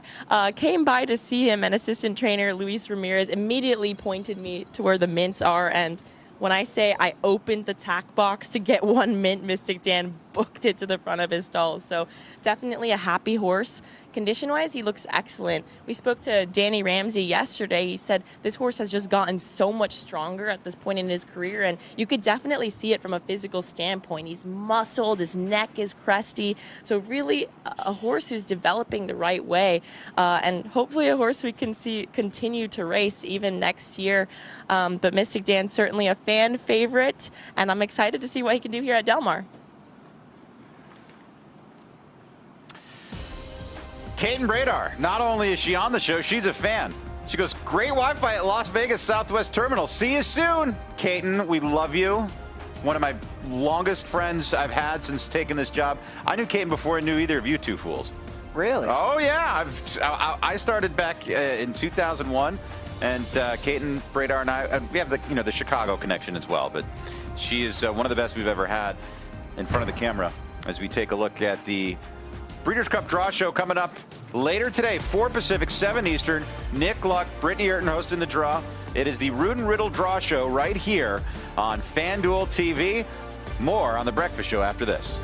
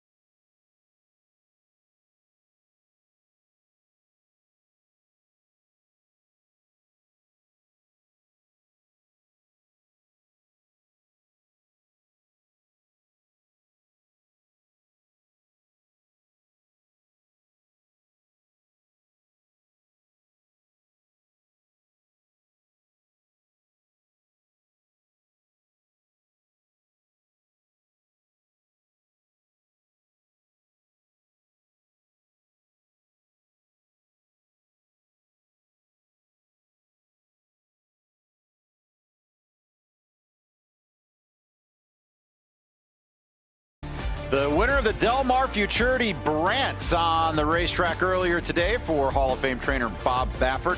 $3 million purchase. Brant started in one of the all-time great conditioning centers the country over, the Eddie Woods Training Center, as we take a closer look at the beginnings of this fantastic animal. As with every sport, the path to becoming a champion starts long before we see an athlete reach the pinnacle of their profession. And in the sport of kings, to get to the Breeders' Cup, many start here, with some of the best horses to ever grace a racetrack, starting with this man, Eddie Woods. Eddie is known in the business as one of the great pinhookers of his time. Think of him as a high school coach, the one that sees that first initial sign of talent. He doesn't just see a horse, he sees its potential, its confirmation, the flicker of raw ability that separates a good horse from a great one. And in this business, where fortunes are won and lost in a single glance, no one doubts his opinion. Eddie's like shopping at Neiman Marcus. I mean, it's all good. He's got all the good stuff. An absolute gentleman. He's a legend in our business and one that anyone would emulate to be part of. He has a very good way of seeing the future, and to be spot on as he is so many times is a feather in his cap. His reaction when he would sell a big money horse, you could just see the pride gushing out of him. He's an icon of the two-year-old in training sales, because he's the guy that usually has all the bullets. Pinhooking, it's a bit like Russian roulette. You buy horses, in our case, buying yearlings in the fall, and you sell them as two-year-olds in the spring. It kind of took off from the beginning. Once we got going, we were going. I had the opportunity to get in and buy a large tract of land. It was a no-brainer. It's at his farm that Eddie built his reputation as a pre-trainer, putting the crucial first touches on his young athletes. It takes about a month to get from the beginning till they're on the racetrack. You start them in the stalls, introduce them to the tack, then you go to the shed row, get them jogging, then you go on to the round pens, the paddock, and after that to the track. Just bring them along at the pace that they need to be brought along. We follow them all. You know, they're like your kids. We've had some serious horses. Midnight Loot, Lady Eli, Bayern, Whitmore, Authentic, several champions. And now, the Eddie Woods School of Champions hopes to continue its dominance with a young colt that has been making headlines, Brant. He always showed a lot of promise. He was automatic from the get-go. Basically, the whole world and its mother was on that horse at the sale. We just had to present him. You can always tell when Eddie, he knows when he's sitting on a really good one. I could tell by his confidence level was pretty high on that horse. You know, he zipped down through there, beautiful moving horse. So it was a matter of, you know, what's he going to cost? I thought he would bring around about $2 million. Bill to be 9 million, now 1, now $1,000,000. You're up front, $1,000,000, down 2. It's $2 million, hit it in 2, 2 million. You're on the back, $3,000,000, $3,000,000. Bill to be a half. Mark, $3 million. Thank you. Selling Brant for $3 million was quite a thrill. A great ending to a fantastic story. We had set a new record in OBS, and it's always nice to do something like that and ending on a good note. That note came in the form of retirement. After 3 decades perfecting his craft, Eddie Woods has brought the curtain down on what has been arguably the most influential pinhooking and two-year-old training operation in North America. From all of us to you, Eddie, Angela, thanks. Good luck. We were at the top, we're close to it. I turned 67, and it was time to go. The thing I'll miss the most is the farm. We built it, came out beautiful. It's gone into good hands. That's what I miss the most, I think. And selling a $3 million horse.